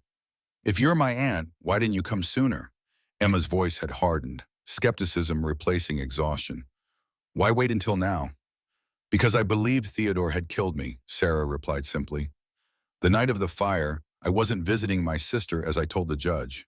I was unconscious in the cellar, locked there by my husband after I discovered his fraudulent banking practices. The fire was meant to destroy both me and the evidence I'd gathered. How did you escape? Pure luck. The fire weakened the floor above the cellar. I was able to break through a small window once the beams collapsed. For years afterward, I lived in fear, using a different name, moving constantly. It wasn't until I saw a newspaper article about Theodore's banking success in Liberty that I realized he believed he'd succeeded in killing me. Reed listened intently, weighing Sarah's story against what he knew of Cooper. The man was certainly capable of attempted murder, especially to protect his schemes, and if Sarah had been gathering evidence against him, the deed, Reed said aloud, the final piece clicking into place. He hadn't meant to speak, but the words escaped him. Inside the cabin, silence fell abruptly. Reed cursed his carelessness and stepped into the doorway, revolver raised. Sarah Cooper stood beside the stone fireplace, one hand steadying herself against the mantel. She wore practical traveling clothes, her auburn hair pulled back severely from a face lined by years of hardship. Emma sat on a rickety chair nearby, papers clutched in her hands, eyes wide with surprise and relief at the sight of Reed. "Lieutenant Reed," Sarah acknowledged calmly, though her hand tightened on the mantel. "I wondered if you would find us." "Reed," Emma started toward him, but stopped when he didn't lower his weapon. "He's alive. They didn't kill him." "Not for lack of trying," Reed said, his voice rough. He kept the revolver trained on Sarah. "Why are you here, Mrs. Cooper? What do you want with Emma?" Sarah met his gaze steadily. "To protect her, the same as you. To honor my sister's memory by ensuring her daughter receives what is rightfully hers." "A convenient story," Reed said. "Almost as convenient as your timely appearance at the courthouse. You're suspicious, I understand." Sarah's composure was remarkable, considering she had a gun pointed at her. "But consider this, if I meant Emma harm, why meet her alone? Why explain who I am? Cooper's men are searching these woods as we speak. I could have simply told them where to find her." Reed had to admit the logic was sound, but years of war and loss had taught him caution. "The deed," he said again. "It's about the deed, isn't it? Cooper thought he'd eliminated all obstacles when your sister died, but he didn't know about Emma's inheritance." Sarah nodded slowly. "Theodore has always been ruthless in business, but I never thought he would stoop to harming a child. When I learned about Emma, about what Clara was doing to her on his orders," she shook her head, "I couldn't stay hidden any longer." "Reed," Emma said quietly, "she knows things about my mother. Things only family would know, you know." Reed hesitated, then finally lowered his weapon. His instincts told him Sarah was telling the truth, or at least a version of it close enough to trust for now. "We can't stay here," he said. "Milton and Sheriff Adams are combing the woods. They'll find this place eventually." "I have a carriage waiting by the main road," Sarah said. "If we can reach it, we can be in Jefferson City by noon. The federal marshals there will provide protection while the courts sort this out." Reed nodded, turning to Emma. "Are you all right? Can you travel?" Emma straightened, summoning dignity despite her exhausted state. "I'm fine, just tired." She held up the papers she'd been clutching. "I found these hidden in the fireplace. Letters from the railroad to my mother. They were offering to buy the land, but she kept refusing." Sarah took the letters, scanning them quickly. June always was stubborn. She must have suspected something wasn't right about their offers. She looked up at Reed. "These prove the railroad's interest predates Theodore's involvement. They could be crucial evidence." Reed was about to respond when a sound outside froze his blood. Horses approaching, at least 3 riders moving at speed. "They found us," he said, checking his revolver. Only 3 bullets left. Not enough if it was the full search party. "Out the back. Now, stay low. Head for the trees." Sarah gathered the papers while Emma moved swiftly to Reed's side. They had just reached the cabin's rear door when the first shot splintered the front window. "Cooper wants the girl alive," Sheriff Adams' voice boomed outside. "Reed and the woman are expendable." Reed pushed Emma through the door first, then Sarah. As they sprinted for the tree line, he turned back, firing twice to provide covering fire. The shots wouldn't hit anyone, but they might buy precious seconds of hesitation. The forest was only 20 yards away, then 15, then 10. Reed could hear pursuit behind them, boots thudding on soft earth. Emma reached the trees first, her small form disappearing into the undergrowth. Sarah followed close behind. Reed was almost there when white-hot pain exploded in his left side. The impact drove him forward, momentum carrying him into the forest even as his legs began to fail. He staggered against a tree, breath coming in ragged gasps as blood soaked his shirt. Reed, Emma's voice panicked, far too close. She'd come back for him. Keep going, he managed, pushing himself upright through sheer force of will. I'm right behind you. It was a lie, and from Emma's expression, she knew it. But she obeyed, turning to follow Sarah deeper into the forest. Reed forced himself to move, each step in agony, leaving a trail of blood that any tracker could follow. Better me than her, he thought grimly, as shouts echoed behind him.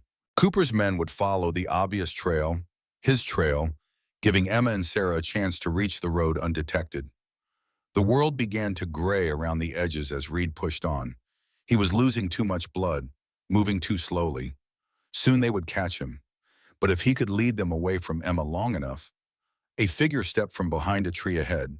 Milton, revolver drawn, expression coldly professional. Admirable effort, Lieutenant, he said, gesturing with his weapon toward the blood-soaked side of Reed's shirt, but ultimately futile. Reed raised his own revolver with trembling hands. One bullet left. The girl got away, he said, finding grim satisfaction in Milton's flicker of surprise. She's beyond your reach now. Milton recovered quickly, his professional mask sliding back into place. A temporary setback. Mr. Cooper is quite persistent when it comes to unfinished business. Cooper will hang, Reed said, struggling to remain upright. Sarah Cooper has returned from the dead with enough evidence to destroy him. Your employer is finished. Uncertainty crossed Milton's face for the first time. Mrs. Cooper's claims are unsubstantiated. Her word against his. Is it worth your life to find out? Reed asked, finger tightening on the trigger. How loyal are you to a man who tried to murder his own wife, who's now lost everything he built? Milton hesitated, calculation evident in his eyes. He was a professional, not a zealot. Self-preservation would ultimately outweigh loyalty to Cooper. Perhaps we've reached an impasse, Milton said carefully. You're in no condition to pursue us, and I find myself reconsidering the terms of my employment. Behind Reed, branches cracked as Sheriff Adams and his men approached. The decision point had arrived.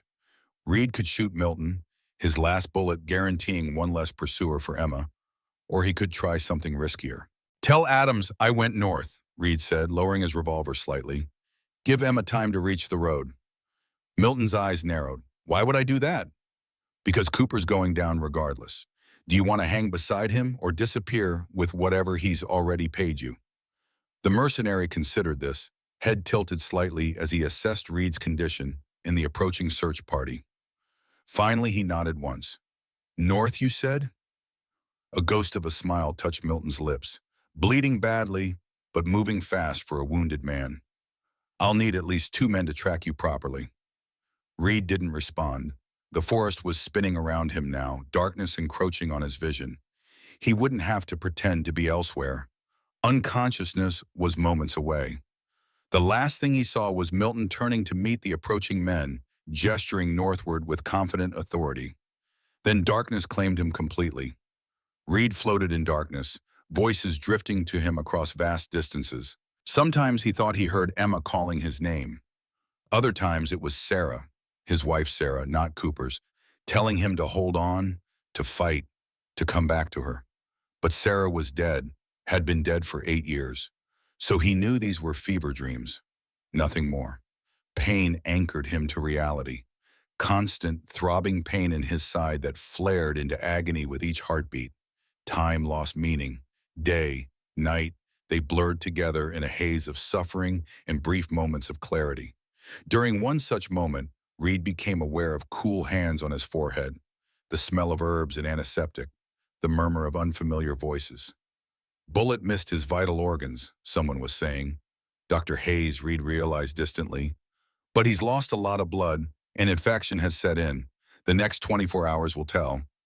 He can't die, Emma's voice raw with emotion. He can't. He's strong, another voice. Female, educated, Sarah Cooper. and he has something to live for now. That makes a difference.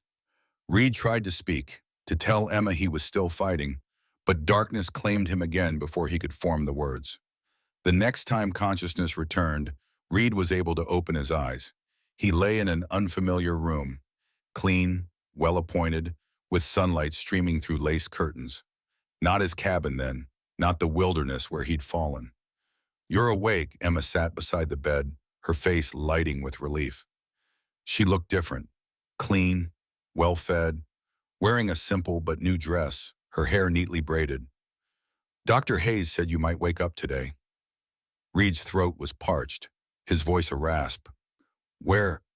"Jefferson City," Emma answered, helping him sip water from a glass. "Sarah's house.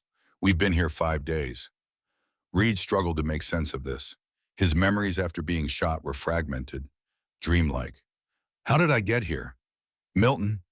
Milton told the sheriff you went north," Emma explained, setting the water aside. "But Sarah and I knew you were hurt. We doubled back once they were gone. Samuel Guthrie found us. He'd followed from town after hearing about the search parties. He helped get you to his wagon." Reed closed his eyes, trying to absorb this. Samuel Guthrie, the old trapper who had first warned them about the sheriff's intentions. He remembered now. Cooper, Clara, both in custody. Emma's expression hardened. The federal marshals arrested Cooper on fraud charges. Clara tried to flee but was caught at the train station.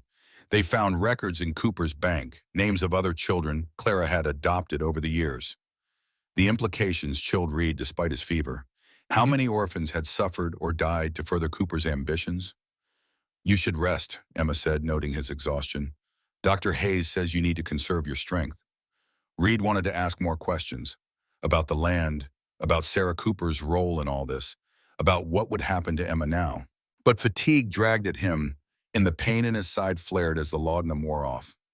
He surrendered to sleep once more, comforted by the knowledge that Emma, at least, was safe. Days passed in a haze of gradual recovery. Reed learned the full story of his rescue in pieces, from various visitors to his sickbed. After Milton had misdirected the search party, Sarah and Emma had indeed doubled back, finding Reed unconscious and bleeding heavily beneath an oak tree. Samuel Guthrie, having followed the sheriff's posse out of concern for Emma, discovered them trying to staunch Reed's wound. Together they had managed to transport Reed to Guthrie's wagon, hidden a mile away. From there they had traveled through the night to Jefferson City, where Sarah Cooper maintained a modest home under her maiden name. "I've been living here for nearly 5 years, Sarah explained during one of her visits to check on Reed's progress.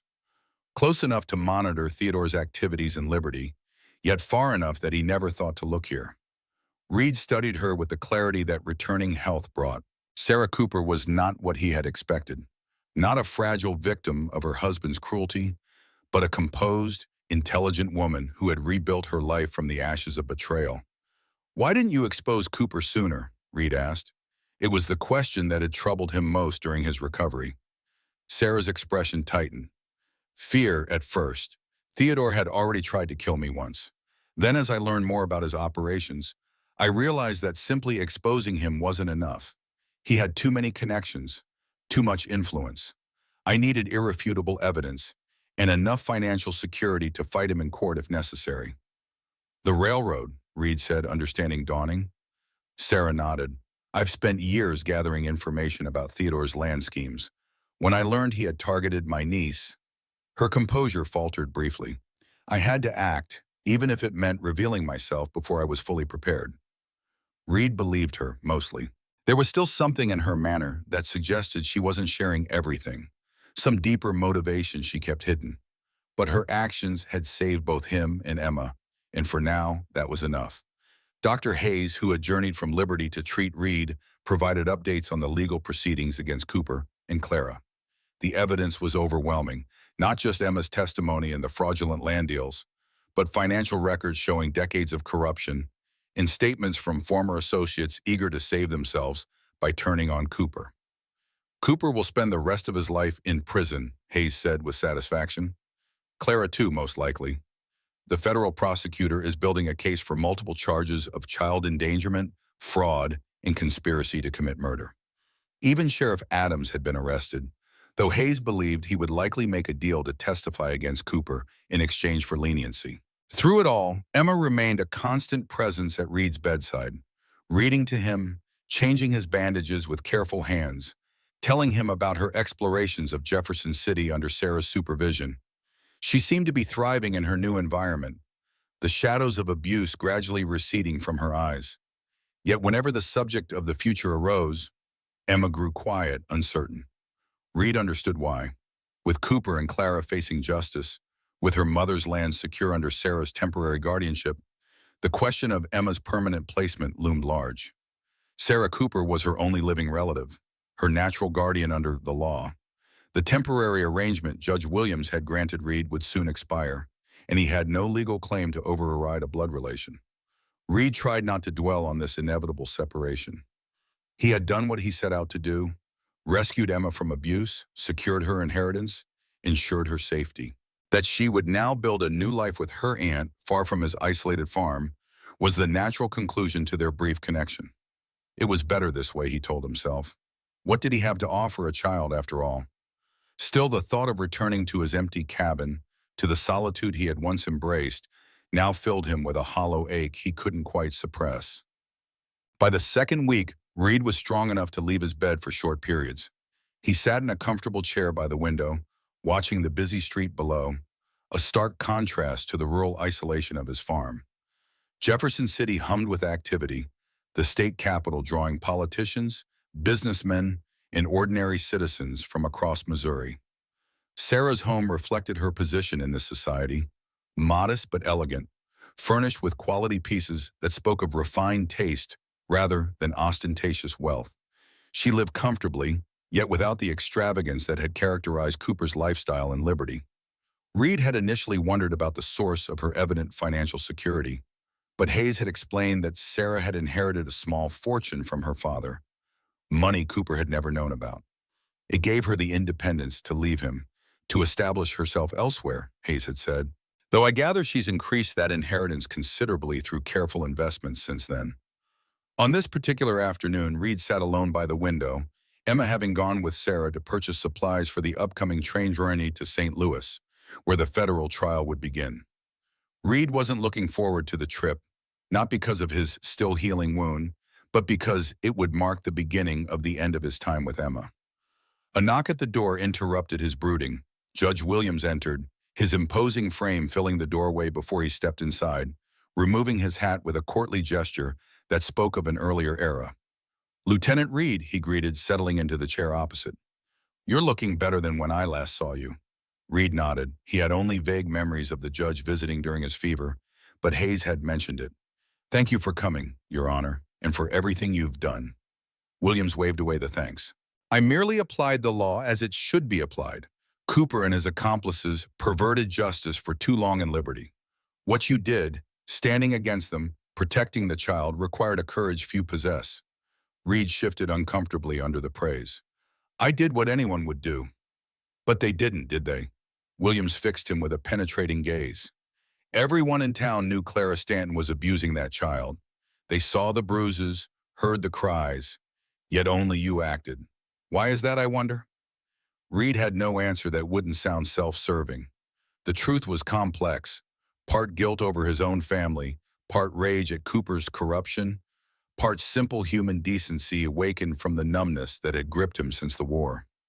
Williams seemed to understand his silence. "I didn't come to philosophize, Lieutenant. I came about a legal matter concerning Emma Wilkes." Reed tensed, bracing himself for what he had known was coming. The formal end of his guardianship, the official transfer of Emma's care to Sarah Cooper. "Mrs. Cooper has filed papers regarding Emma's guardianship," Williams continued, confirming Reed's expectations. "As her closest living relative, she has priority under the law." "I understand," Reed said, his voice carefully neutral.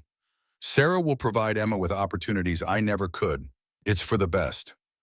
Williams studied him thoughtfully.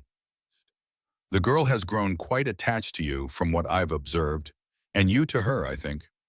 Reed looked away, unwilling to acknowledge the truth of the statement.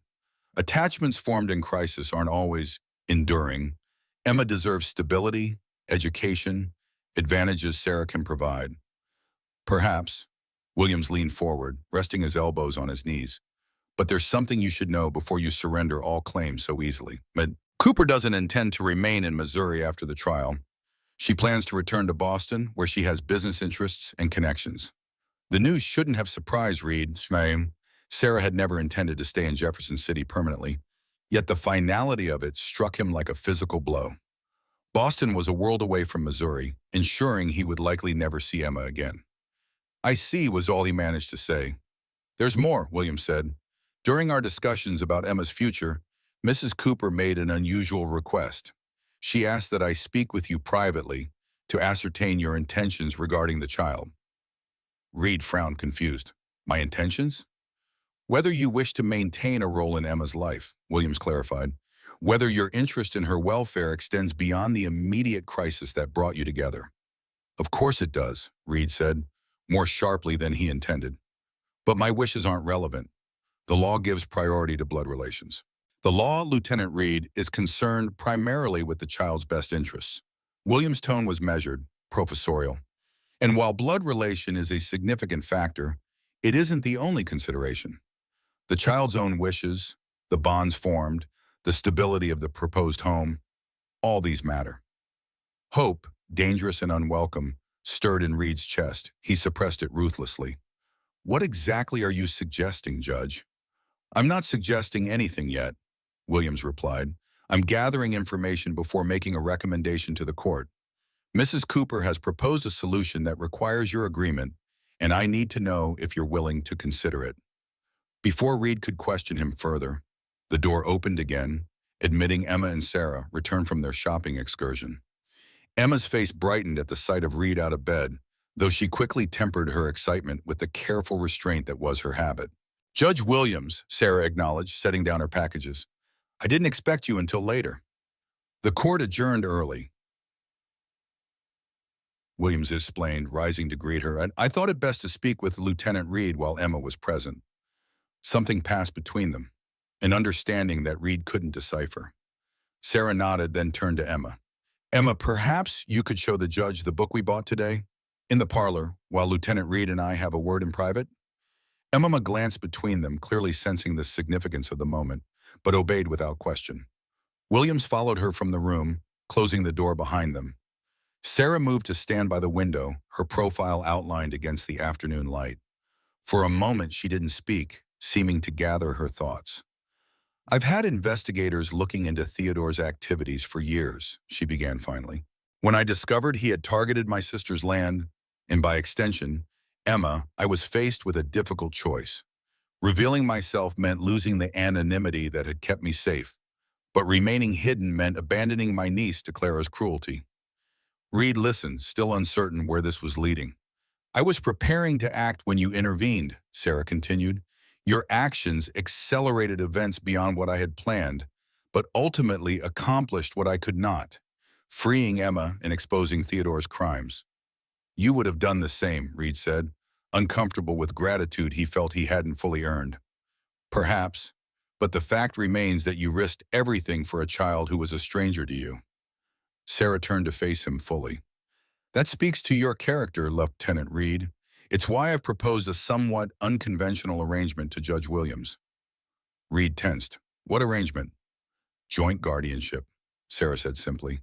"You and I would share legal responsibility for Emma's upbringing and her property until she comes of age." The proposal was so unexpected that Reed could only stare at her.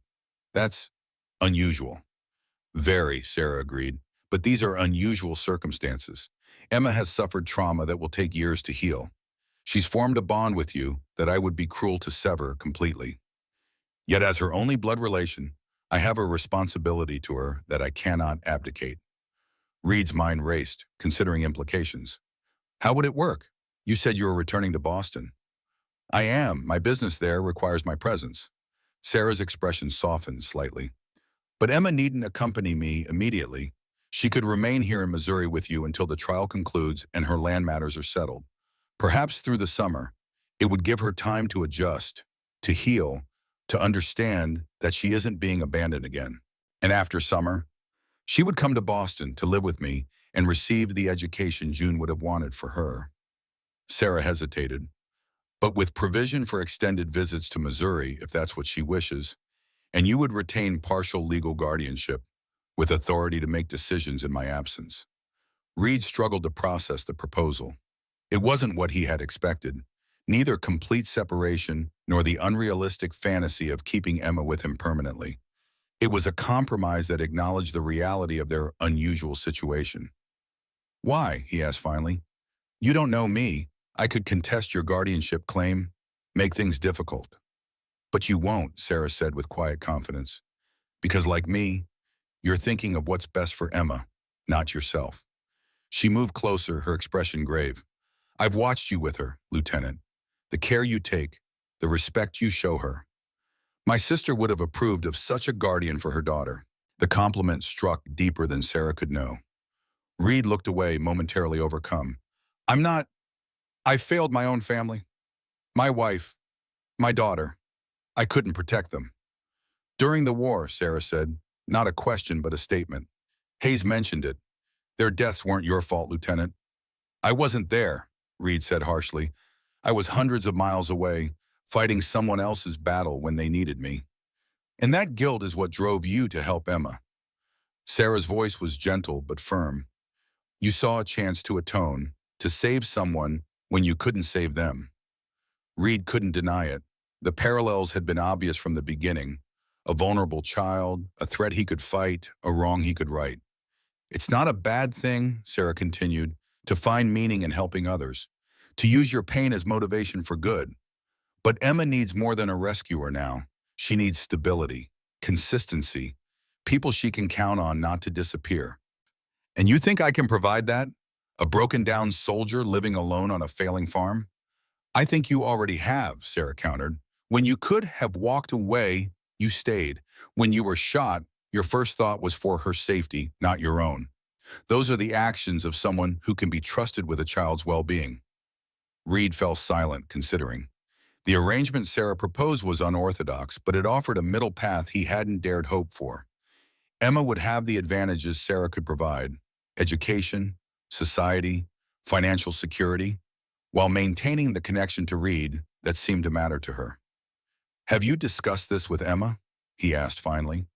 In general terms, she knows I'm her aunt, that I want her to live with me eventually.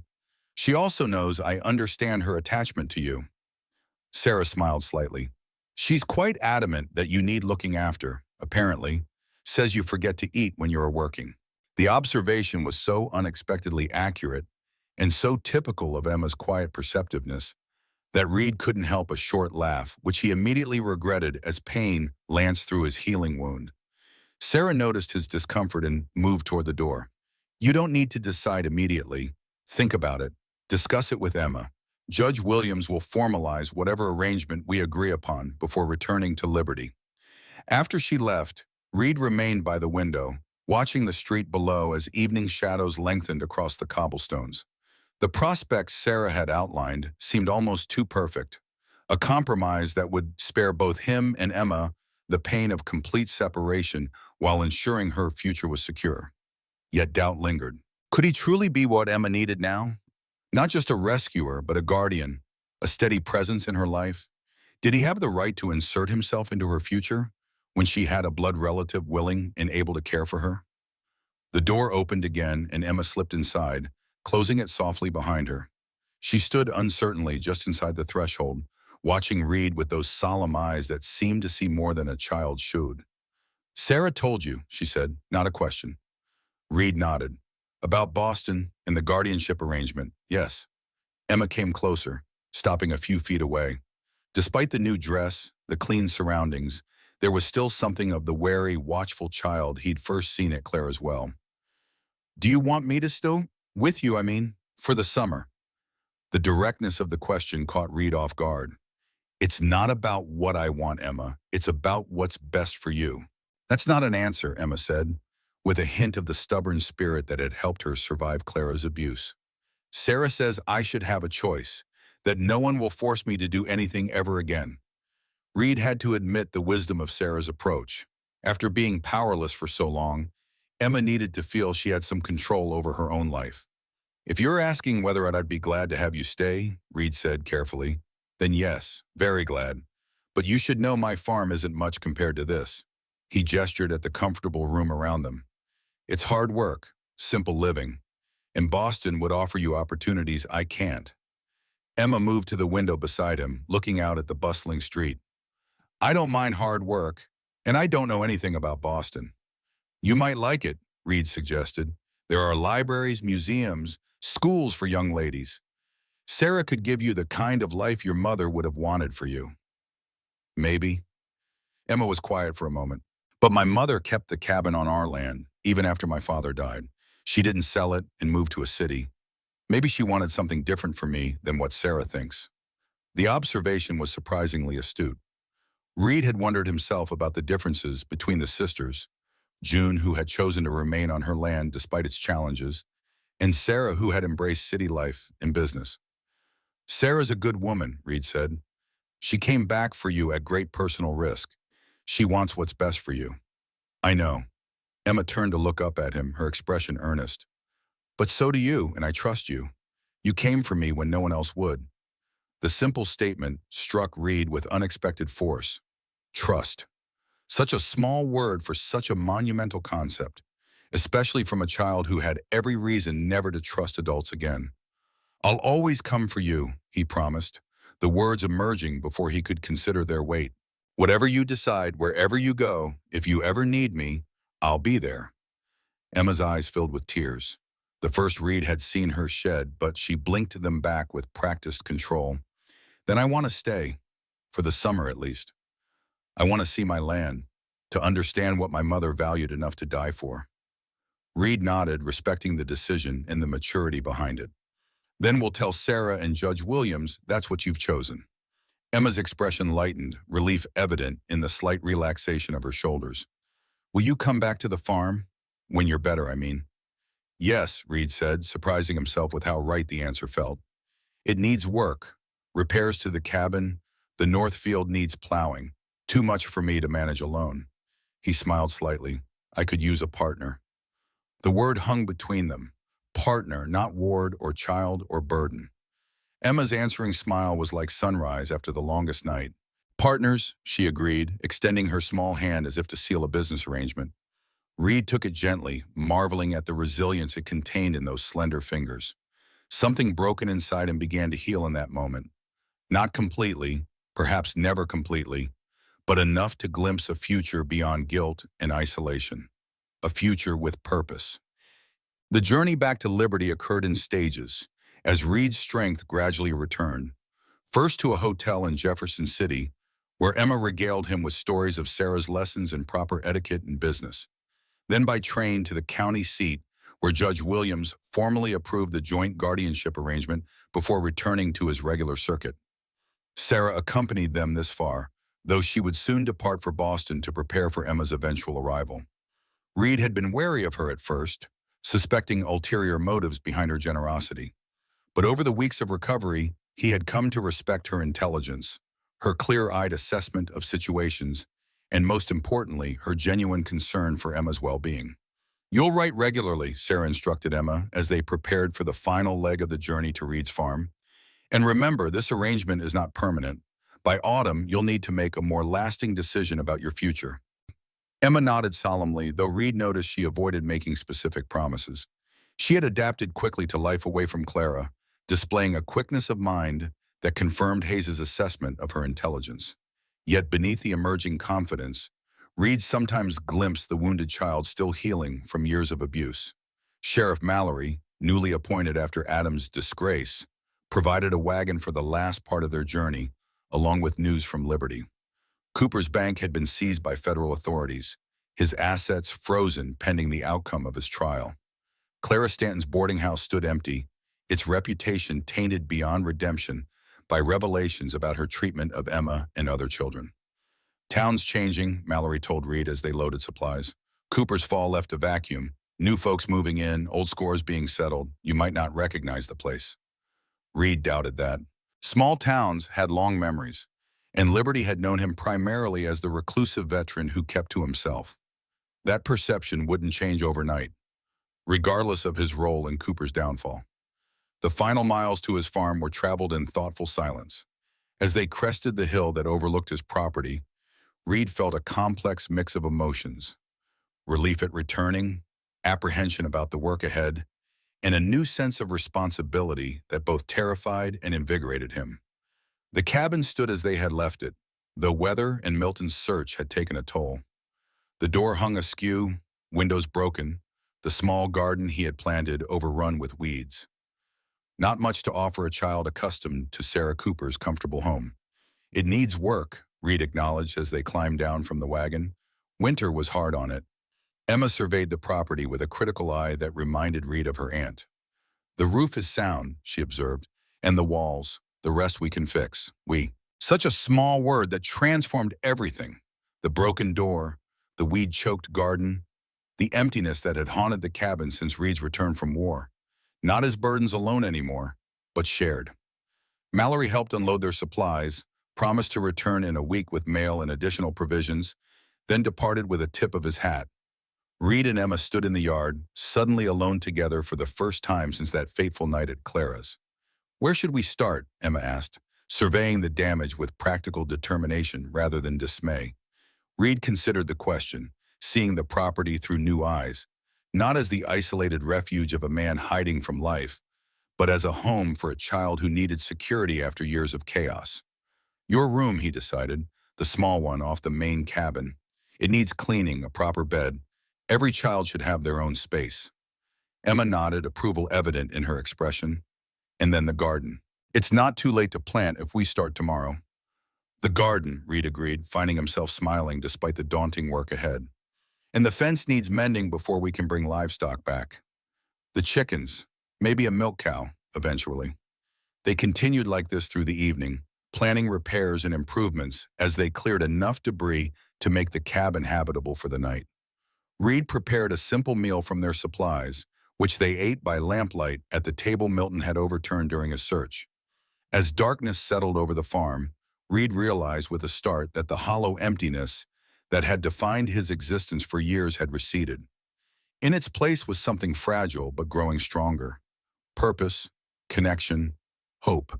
Emma, observant as always, seemed to sense his thoughts.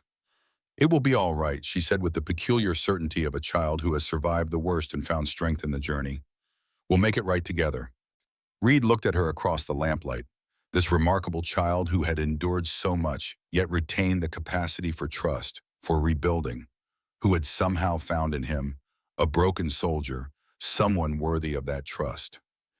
"Yes," he said, the word both promise and prayer. Together. Outside, spring rain began to fall, gentle and cleansing, washing away the last traces of winter.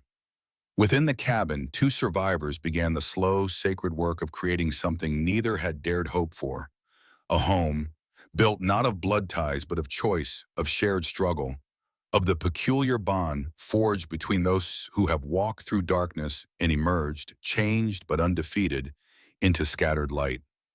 Summer descended on the Missouri countryside with relentless intensity, transforming the landscape into a vibrant palette of deep greens and golden sunlight. The fields around Reed's farm swayed with ripening crops. The garden Emma had planted flourished with vegetables, and the repaired fence contained a small but growing menagerie: chickens, 2 goats, and the milk cow Reed had purchased from a neighboring farm. 3 months had passed since their return from Jefferson City, 3 months of hard work, gradual healing, and the tentative construction of a shared life neither had expected. Reed's wound had healed to a puckered scar that ached when rain approached, but otherwise gave him little trouble. Emma had grown an inch taller and gained healthy weight, her skin tanned from outdoor work, her movements less guarded with each passing week. They had settled into rhythms that suited them both, Reed handling the heavier farm work and teaching Emma the skills she wanted to learn, Emma tending the garden and maintaining the cabin with a meticulousness that spoke of her need for order after years of chaos at Clara's. They spoke when conversation seemed natural, comfortable with silence otherwise. Neither felt compelled to fill the air with unnecessary words. Reed watched Emma gathering eggs one morning, her methodical movements as she checked each nesting box, her gentle handling of the hens, and marveled at the transformation 3 months had wrought. The fearful, malnourished child from Clara's boarding house had given way to a self-possessed young person who approached each task with quiet determination. She still startled at unexpected noises, still had nightmares that left her trembling and silent. But these episodes grew less frequent as summer deepened. 6 eggs today, Emma reported, carrying her basket to where Reed mended harness leather on the porch. And Daisy's finally laying again. Good, Reed said. We'll have plenty for the week. Emma settled beside him on the porch steps, watching his hands work the leather with practiced skill. Samuel Guthrie says there's to be a trial soon for Cooper and Clara. Reed nodded. He had been expecting this news. The federal prosecutors had been building their case meticulously, interviewing witnesses, gathering documentation of Cooper's extensive fraud network. In St. Louis? Yes, Samuel says they'll want me to testify. Emma's voice remained steady, though her fingers twisted in her apron, a nervous gesture she hadn't entirely abandoned. And you too, probably. Reed set aside his work to give her his full attention. Does that worry you, seeing them again? Emma considered the question with characteristic thoughtfulness. Not Cooper, I barely knew him, but Clara. She looked across the yard, not meeting Reed's eyes. I dream about her sometimes. That she's standing over my bed, waiting for me to make a mistake so she can punish me. Reed resisted the urge to put a protective arm around her shoulders. Emma still flinched from unexpected physical contact, another legacy of Clara's abuse. Instead, he waited, giving her space to continue if she wished. I'm not afraid of her anymore, Emma said finally, with a determination that suggested she was trying to convince herself as much as Reed. But I don't want to be in the same room with her again. I understand, Reed said, and he did. He had his own ghosts, his own faces he preferred not to confront. We'll talk to the prosecutor. There might be alternatives, a deposition, or testifying when Clara isn't present. Emma nodded, relaxing slightly. Sarah says she'll be there. For the trial, she's coming back from Boston next week. Reed absorbed this information, noting the conflicting emotions in Emma's voice. Anticipation mingled with apprehension. Sarah had been a consistent presence in Emma's life, despite the distance, sending weekly letters filled with news of Boston and carefully considered questions about Emma's progress on the farm. She had also sent books, educational materials, and occasionally clothing she thought Emma might need. You'll be glad to see her, Reed observed, returning to his leatherwork. Yes. Emma hesitated, then added, she's bringing papers about school in Boston for the fall. And there it was, the subject they had both been carefully avoiding as summer progressed. Sarah's plan had always included Emma joining her in Boston by autumn, in time for the start of the school term. The temporary nature of their arrangement had been clear from the beginning, yet somehow as they'd built their shared life on the farm, the looming separation had receded into a future both preferred not to contemplate. You'll do well in school, Reed said, focusing on the leather in his hands. You're quick with your letters, and your figures are already beyond what most children your age know. Emma didn't respond immediately. When she did, her voice was quieter.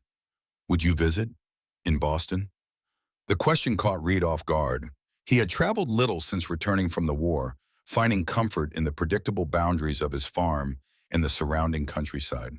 The thought of Boston, crowded, unfamiliar, filled with reminders of a civilization he had deliberately left behind, stirred a discomfort he couldn't entirely suppress. If you wanted me to, he said finally, the only honest answer he could give. I would. Emma's certainty was touching. Sarah says you'd be welcome any time. That joint guardianship means you have a right to see me regularly. Reed nodded, unable to articulate the complex emotions these assurances evoked. Gratitude towards Sarah for her generosity, dread at the prospect of Emma's departure, and a deeper fear that once she experienced the advantages of city life, she might find the simple existence of the farm insufficient. Have you decided then, he asked, about going to Boston in the fall? Emma looked down at her hands, work roughened despite their small size. Not yet. Sarah says I don't have to decide until after the trial, that I should take all the time I need. Relief washed through Reed, though he knew it was selfish to welcome any delay in what was likely inevitable. Emma deserved the opportunities Sarah could provide, education, culture, connections that would secure her future far beyond what a struggling farmer with a war pension could offer. Whatever you decide, Reed said carefully, this remains your home too, always. Emma's smile, still rare enough to feel like a gift, briefly illuminated her face. "I know," she said simply. The moment was interrupted by the distant sound of an approaching wagon. Reed set aside his work and stood, instinctively scanning for potential threat. Another habit the war had ingrained that peace had never quite erased. "It's Dr. Hayes," Emma said, shading her eyes against the morning sun. "And I think that's Judge Williams with him." Reed frowned. The judge had not returned to Liberty since formalizing their guardianship arrangement, his circuit duties keeping him occupied elsewhere. His presence now, unannounced, suggested matters of significance. Hayes guided the wagon into the yard, raising a hand in greeting as he pulled to a stop. Judge Williams sat beside him, looking as formal and imposing as ever, despite the dust of travel that coated his dark suit. "Lieutenant Reed," Williams called as he descended from the wagon with his surprising agility for his age. "Miss Wilkes, I hope we find you well." "Judge Williams, Doctor." Reed moved to greet them, noting the grave expressions that belied their cordial words. "Is something wrong?" Hayes and Williams exchanged glances before Hayes spoke. "Perhaps we should talk inside, Reed." Emma, sensing the tension, moved toward the cabin. "I'll make coffee," she said, a skill she had recently mastered and took pride in demonstrating. Once inside, seated around the table Emma had restored to its proper place after Milton's destruction, Hayes delivered the news that had prompted their urgent visit. "Cooper escaped custody yesterday," he said without preamble, during transfer from the county jail to the federal courthouse in St. Louis. Reed felt a cold weight settle in his stomach. "How?" "Bribed a guard, apparently," Williams said, accepting the cup Emma offered with a nod of thanks. "The man has been arrested, but Cooper vanished. Federal marshals are searching, but so far—" He spread his hands in a gesture of futility. "Clara?" Reed asked, acutely aware of Emma frozen beside him, coffee pot still in hand. "Still in custody," Hayes assured them quickly, "under increased security now that Cooper's escape is known." "What about Milton?" Reed hadn't forgotten Cooper's enforcer, whose last-minute change of allegiance had possibly saved his and Emma's lives. "Released on bail 2 months ago," Williams said. "Testimony against Cooper earned him leniency. No one's seen him since the escape, which raises concerns." The implication was clear. If Cooper had managed to contact Milton to secure his professional services once more. "You think Cooper will come here?" Reed said, making it a statement rather than a question. Hayes nodded grimly. "You and Emma are the primary witnesses against him. Without your testimony, the federal case weakens considerably." "And Cooper is desperate," Williams added. "The evidence against him is overwhelming. If convicted, he faces life imprisonment, possibly even hanging for the attempted murder of his wife." Emma had set down the coffee pot and moved to stand near the window, her back to the room, shoulders rigid. Reed wanted to reassure her, to promise protection, but he wouldn't lie. Cooper was dangerous precisely because he had nothing left to lose. "What's being done?" Reed asked. "Federal marshals have been dispatched from Jefferson City," Williams said. "They should arrive by tomorrow. In the meantime, Sheriff Mallory is organizing men to patrol the area. Hayes and I came directly to warn you." Reed nodded his thanks, mind already assessing options, cataloging weapons, planning defensive positions. The war had taught him to think this way, in terms of terrain, resources, vulnerabilities. His farm was more defensible than it had been during Milton's attack, but still isolated, still vulnerable. "We should go to town," Hayes suggested. "Safety in numbers until the marshals arrive." Reed looked to Emma, who had turned from the window.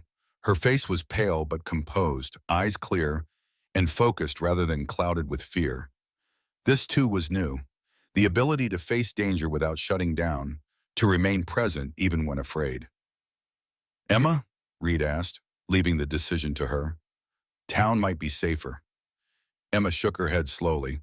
"Cooper has friends in town still, people who worked with him, who might help him even now." She looked directly at Reed. "I'd rather stay here, with you." The simple declaration of trust humbled Reed. After all Emma had endured, her instinct was still to face danger rather than flee from it, at least when she didn't face it alone. "We'll stay," Reed decided, "but we'll prepare. Hayes, can you bring ammunition when you return? And perhaps send Samuel Guthrie our way. An extra rifle wouldn't go amiss." Hayes nodded, relieved to have concrete assistance to offer. "I'll send word to Sarah Cooper as well. She should be warned in case Cooper attempts to reach her in Boston.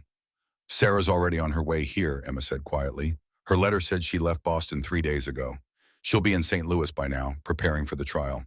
This news added another layer of complexity. Sarah Cooper was as much a threat to her former husband as Reed and Emma, perhaps more so given her financial testimony against him. If Cooper knew of her travel plans, "I'll wire the federal office in St. Louis," Williams said, understanding the implications immediately. "They can provide protection until she's safely here." The conversation turned to practical matters: securing the farm, establishing warning systems, arranging for Guthrie and possibly others to supplement their defense until the marshals arrived. Through it all, Emma remained calm, contributing suggestions with a pragmatism that belied her age. Only when Hayes and Williams prepared to depart did Emma finally ask the question that clearly troubled her most. Why would he risk everything to escape now? The trial wasn't for another 2 weeks. Williams considered his response carefully. The prosecution received new evidence yesterday, documents from Sarah Cooper's personal records that prove Cooper attempted to murder her in the fire. He must have learned of it somehow. "What kind of documents?" Reed asked. "Letters," Williams said, "between Cooper and a man named James Milton, dated before the fire, discussing how to eliminate obstacles and ensure accidents appear natural." Reed's eyebrows rose. Milton kept those all these years? "Apparently as insurance against Cooper ever turning on him," Hayes explained. "He surrendered them as part of his plea arrangement." This explained Cooper's desperation and hinted at the danger they now faced. A man running from a fraud conviction might hope for eventual leniency. A man facing the gallows for attempted murder had nothing to lose.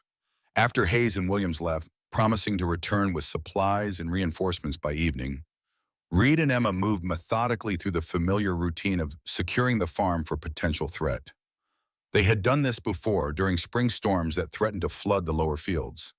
The difference now was the nature of the danger: human malice rather than natural force. Emma checked windows, secured shutters, gathered essential supplies in the root cellar where they could shelter if necessary. Reed cleaned and loaded his revolver and rifle, positioned ammunition caches around the cabin, and surveyed the approaches to the farm for vulnerabilities. By mid-afternoon, they had done all they reasonably could. Reed found Emma sitting on the porch steps, her mother's locket open in her palm, gazing at the tiny daguerreotype inside. "She looks happy," Reed observed, indicating the image of June Wilkes. Emma nodded. "Sarah says she was always laughing before my father died." After that, she still smiled, but it was different, like she was carrying something heavy. Reed understood that kind of smile all too well, the one that masked burden for the sake of those who depended on you. He had worn it himself in the months after Sarah and their daughter died, when his men still needed a leader despite his shattered heart. "Your mother was brave," Reed said, "raising you alone, keeping this land despite Cooper's pressure." "Like you," Emma said, looking up at him with that disconcerting directness. "Brave, I mean, coming for me when no one else would." Reed shook his head, uncomfortable with the comparison. "That wasn't bravery, just doing what needed doing." "Isn't that what bravery is?" Emma closed the locket, slipping it back around her neck. "Doing what needs doing, even when you're afraid?" The simple wisdom of her definition struck Reed silent. He had never thought of courage in those terms, always associating it with grand gestures, battlefield heroics, dramatic sacrifices. But perhaps Emma was right. Perhaps bravery was simpler and more profound, showing up, standing firm, doing necessary things despite fear. By that definition, Emma herself was among the bravest souls he had ever encountered. "You should rest," Reed said finally. "It may be a long night." Emma nodded and rose, but paused before entering the cabin. "Cooper won't win this time either," she said with quiet certainty. "We didn't let him take my land. We won't let him take our home." Our home. The words lingered in the air after she had gone inside, filling Reed with equal parts fierce protectiveness and wonder. This cabin, this land, once merely the place he had retreated to lick his wounds after the war, had become home again. Not through any decision he had consciously made, but through Emma's presence, through their shared labor and quiet evenings, through the gradual accumulation of small moments that formed the foundation of belonging. Reed remained on the porch as dusk approached, watching the road, listening to the familiar sounds of the farm settling into evening. Chickens clucking as they roosted, the cow lowing softly in the barn, cicadas beginning their nightly chorus from the surrounding fields. Peace of a sort he had not known since before the war. Peace he would defend with his life if necessary. Samuel Guthrie arrived as darkness fell, rifle across his saddle, weathered face grim beneath his battered hat. With him came two other farmers from outlying properties. Men Reed knew by sight, though not well, who nodded respectfully as they dismounted. "Sheriff's got men watching the roads from town," Guthrie reported, accepting the coffee Emma offered. "These boys volunteered to help watch your place tonight. Figure Cooper's got to come cross-country if he's coming at all." Reed thanked them, grateful for the unexpected allies. "Any news of the marshals?" "Delayed by a bridge washout south of Jefferson City," one of the men, Peterson, Reed recalled, said. "Sheriff says they'll be here by midday tomorrow at latest." If Cooper knew about the delay and Reed suspected the man had sources of information even now, tonight would be his best opportunity. The thought settled like lead in Reed's stomach. They established a rotation for the night watch, positioned men at strategic points around the property, and agreed on signals should anything unusual occur. Emma had prepared food enough for all, demonstrating once again her capacity to function effectively in crisis. As the men took their positions for the first watch, Reed found Emma in the cabin, arranging pallets near the fireplace for those who would sleep during the early hours. "You should try to rest," he told her. "I'll wake you if anything happens." Emma straightened, the determined set of her jaw indicating her response before she spoke. "I won't be able to sleep it anyway, and I can help. I know how to load the rifle now, and I can watch the south approach from the bedroom window." Reed recognized the need behind her words, not just to be useful, but to have some measure of control over what was happening, to not be a passive victim this time. "All right," he agreed, "but promise you'll stay inside no matter what happens. If Cooper or his men get past us, you go to the root cellar and bar the door from inside. Understand?" Emma nodded, though something in her expression suggested she had reservations about this plan. Before Reed could press the point, Samuel Guthrie called from outside, a rider approaching from the east, moving fast. Reed grabbed his rifle and stepped onto the porch, Emma close behind despite his instructions. The moon was bright enough to illuminate the figure on horseback, pushing hard up the road from town. "It's Hayes," Guthrie called from his position near the barn. The doctor reined in his lathered horse, dismounting before the animal had fully stopped. His face was flushed with exertion and alarm. "Cooper was spotted in Liberty 2 hours ago," he gasped. "Went to the bank, forced the manager to open the vault at gunpoint, took cash and documents, then disappeared again." "The bank?" Reed frowned. "Why risk exposure for money when he's running for his life?" "Not just money," Hayes said grimly. "The manager says Cooper took a specific strongbox from the vault, one containing property deeds and legal documents, including, we believe, records pertaining to Emma's land." Reed's confusion must have shown on his face, for Hayes continued urgently, "Think, Reed. Cooper's original plan was to control the land along the railroad's path. That plan failed when you exposed him, but the railroad is still coming. Those lands will still be worth a fortune to whoever controls them when tracks are laid." Understanding dawned. "He's starting over," Reed said, "taking what he can salvage from his old scheme and fleeing west, beyond federal jurisdiction. But he needs Emma's land to complete the route," Hayes confirmed. "It's the key piece in the corridor. Without it, the rest is worth much less."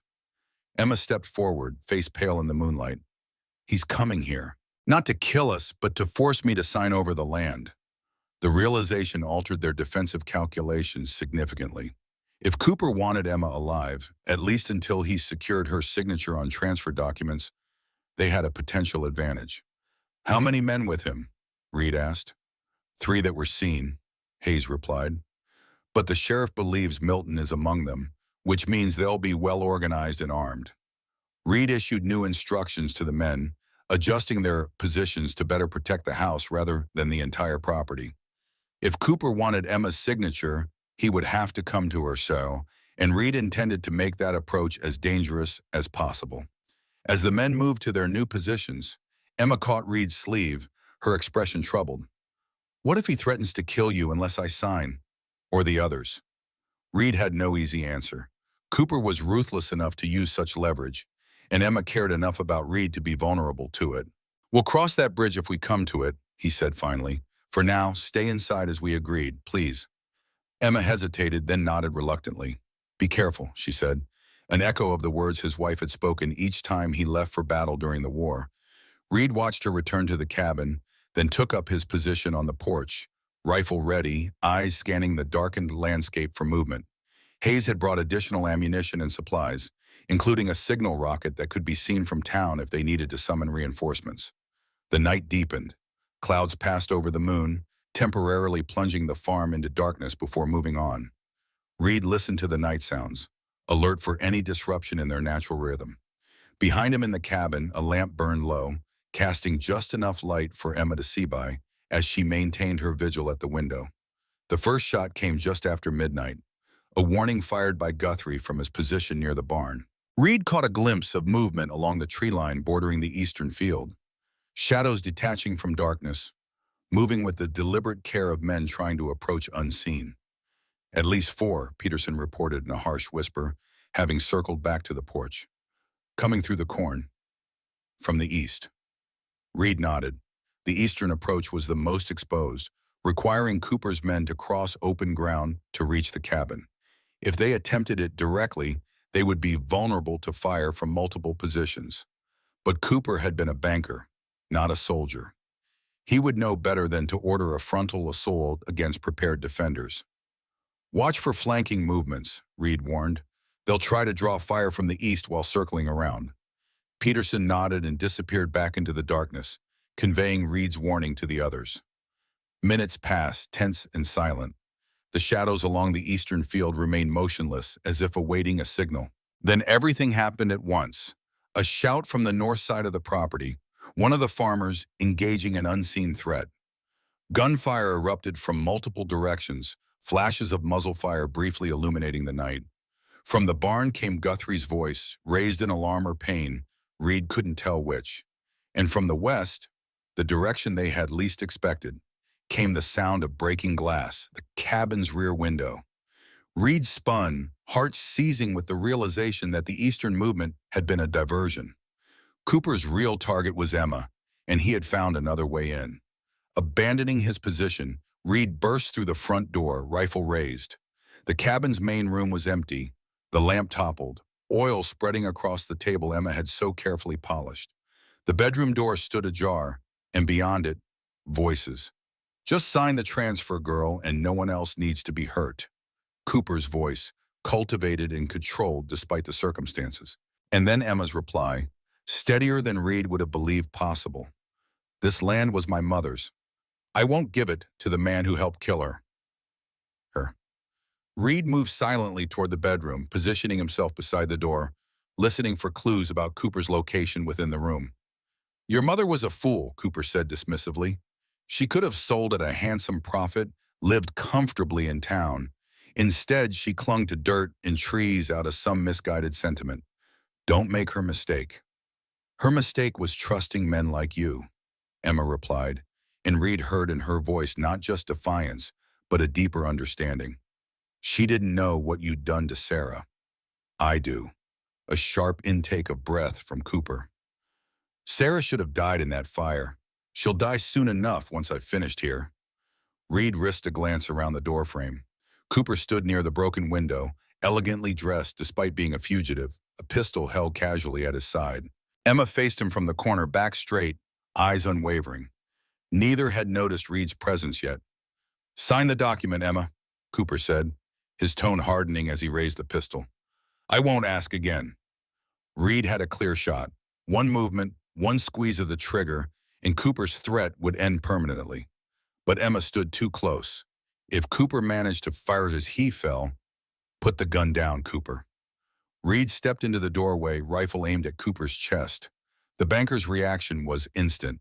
He pivoted, grabbing Emma and pulling her in front of him as a shield. Lieutenant Reed, Cooper said, a thin smile stretching his lips. Right on schedule. Drop your weapon, or the girl dies here and now. Reed kept his rifle steady, though his options had evaporated.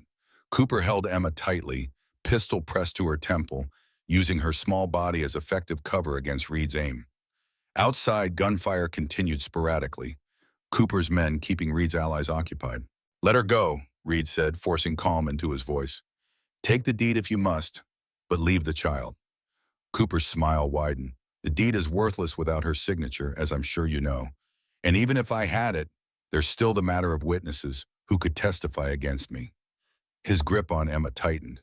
"No, I think Miss Wilkes will be accompanying me west. Her guardian status provides certain legal advantages I may find useful." Reed saw Emma's eyes widen at this, not with fear, but with sudden understanding. Cooper didn't intend to kill her. He planned to use her as both hostage and legal cover, forcing her cooperation through threats to others she cared about. "The marshals are coming," Reed said, playing for time while searching for any advantage. "By dawn, this area will be swarming with federal agents." "All the more reason to conclude our business quickly," Cooper replied. "Now drop your weapon, Lieutenant, or watch the child die. I have nothing left to lose, as I'm sure you realize." Reed hesitated, torn between impossible choices. If he surrendered his rifle, Cooper would likely kill him anyway and take Emma. If he didn't, Cooper might well carry through on his threat to shoot her out of pure spite. The decision was taken from him by Emma herself. As Cooper's attention focused on Reed, she drove her elbow backward with all her strength into Cooper's midsection. The banker grunted in surprise and pain, his grip loosening just enough for Emma to wrench free and drop to the floor. Reed fired in the same instant, his bullet striking Cooper's shoulder rather than his chest, as the banker twisted away from Emma's blow. Cooper staggered backward, pistol discharging harmlessly into the ceiling as his finger convulsed on the trigger. "Run!" Reed shouted to Emma, who scrambled toward the door as Cooper regained his balance, raising his pistol toward Reed with murderous intent. Two shots rang out simultaneously. Reed felt the burn of Cooper's bullet grazing his arm, but Cooper himself jerked violently, a look of profound surprise crossing his aristocratic features as a crimson stain blossomed on his chest. Not from Reed's rifle, but from a shot fired from behind. In the doorway behind Reed stood Sarah Cooper, a small derringer clutched in her unwavering hand, her expression a complex mixture of grim satisfaction and ancient sorrow. "Hello, Theodore," she said softly. "You should have made certain I was dead the first time." Cooper stared at his former wife, incomprehension giving way to understanding as his legs buckled beneath him. He slid down the wall to the floor, pistol falling from nerveless fingers, eyes never leaving Sarah's face. "Sarah," he whispered, blood bubbling at the corner of his mouth. "Always one step ahead." Sarah moved past Reed to stand over her dying husband, the derringer now hanging at her side. "Not always," she said, "but when it mattered most." Cooper's gaze shifted to Emma, who had risen and moved to Reed's side, her hand finding his. "The land," he gasped, the words coming with evident effort. "Worth everything." "No," Emma said simply, "it never was." Cooper's eyes glazed, fixed on something none of them could see. His chest rose once more, fell, and did not rise again. In the silence that followed, Sarah Cooper tucked the derringer into her jacket pocket with the practiced motion of a woman accustomed to carrying protection. She turned to Emma, her usual composure giving way to naked concern. "Are you hurt?" she asked, kneeling to examine her niece with gentle hands. Emma shook her head, still processing what had just occurred. "You shot him," she said, not accusingly, but with a kind of wonder. "You killed him." "Yes," Sarah said simply. "I've imagined that moment for 10 years. Reality is less satisfying than I expected." Reed moved to the window, checking the situation outside. The gunfire had ceased. In the yard, he could see Guthrie and the others securing 2 men, Cooper's remaining accomplices. Of Milton, there was no sign. "How did you find us?" Reed asked Sarah, turning back to the room. "Hayes said you were in St. Louis." "I was," Sarah confirmed, rising to her feet, "until I received his wire about Theodore's escape. I caught the first train to Liberty, then hired a wagon. I arrived just as the shooting started and came in through the back when I saw the broken window." She spoke matter-of-factly, as if traveling alone across dangerous countryside to confront her murderous ex-husband were the most natural action in the world. Reed found himself revising his already considerable estimation of Sarah Cooper's courage. And just in time, he acknowledged. Thank you. Sarah looked from Reed to Emma, still standing close together, the child's hand still in his. Something in her expression softened. I protected what matters, she said simply. The federal marshals arrived at dawn, taking charge of Cooper's body and his captured men. Milton remained missing, though the marshals believed he had fled upon realizing Cooper's failure. The man was a professional, after all. He knew when to cut his losses. As the morning sunlight spilled across the farm, Reed, Emma, and Sarah sat on the porch steps, exhaustion and relief making strange companions of them all. Hayes had treated Reed's arm, little more than a scratch, fortunately, and departed to tend Guthrie, whose injury had proven similarly minor. What happens now? Emma asked finally, breaking the comfortable silence that had settled among them. Sarah and Reed exchanged glances over Emma's head. It was Sarah who answered, her voice gentle but firm. That depends on you, Emma. The choice I offered remains. Boston, education, the advantages of city life, or, she gestured to the farm around them, the fields golden in the morning light. This, a different kind of education, a different kind of life. Reed held his breath, unwilling to influence Emma's decision, yet unable to deny the hope that flared within him. 3 months ago, he would have assumed the choice obvious. What child would choose a hardscrabble farm over the comforts and opportunities of Boston? But the Emma who sat between them now was not the same child he had rescued from Clara's cruelty. She had grown in ways that went beyond physical stature, in confidence, in understanding, in the quiet certainty of her own mind.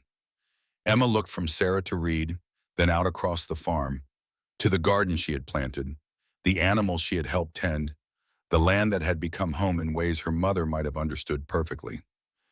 Can I have both? She asked finally, the simple question containing a wisdom beyond her years. Sarah smiled, a genuine smile that transformed her usually composed features. Both? This is home, Emma said with quiet certainty. Reed is... She hesitated, searching for the right word. Family, but I want to learn too, the things you could teach me in Boston. Reed and Sarah looked at each other again, a new understanding passing between them, not as competitors for Emma's affection, but as partners in nurturing the remarkable child before them. Perhaps, Sarah said thoughtfully, there's a compromise to be found. The school terms in Boston run from September to June. Summers could be spent here, on the farm. And holidays, Emma added quickly, Christmas and Easter too. And holidays, Sarah agreed, her tone suggesting she had expected nothing less. Reed found his voice at last. You'd be welcome, he said simply, whenever you wanted to come home. Home. The word hung in the air between them, its meaning expanded and deepened by all they had endured together. Not just a place, but a belonging. Not just shelter, but sanctuary. Emma nodded, satisfaction evident in the set of her shoulders. Then that's what I choose. Both. As the sun climbed higher over the Missouri countryside, Reed looked out across the land that had once been his retreat from life and was now the foundation of something new. The corn stood tall in the eastern field. The repaired barn gleamed with fresh paint. Chickens scratched contentedly in the yard. Evidence everywhere of renewal, of life continuing despite all attempts to thwart it. Beside him, Emma and Sarah discussed practical arrangements for the coming months, travel plans, school requirements, the schedule of visits that would maintain their newly defined family across the distance between Missouri and Massachusetts. The details would sort themselves out, Reed knew. The important decision, that this would remain Emma's home, that the connections formed in crisis would endure, had already been made. Cooper had been wrong in his final moments. The land itself had never been worth everything, as he had claimed with his dying breath. Its value lay not in railroad routes or development potential, but in what it represented, the promise of belonging, of roots that went deeper than legal documents, of a future built on choice rather than circumstance. The promised land, Reed thought, understanding at last the title June Wilkes had given the property in the deed Emma now legally owned. Not because of its material worth, but because of what it offered, the chance to build something lasting from broken pieces, the opportunity to begin again. As if sensing his thoughts, Emma leaned against him briefly, A gesture of affection she now offered more freely. "We'll be all right," she said, not a question, but a certainty. Reed nodded, allowing his arm to settle gently around her shoulders. "Yes," he agreed, looking out over the land that had saved them both. "We will." End of part 5, story complete.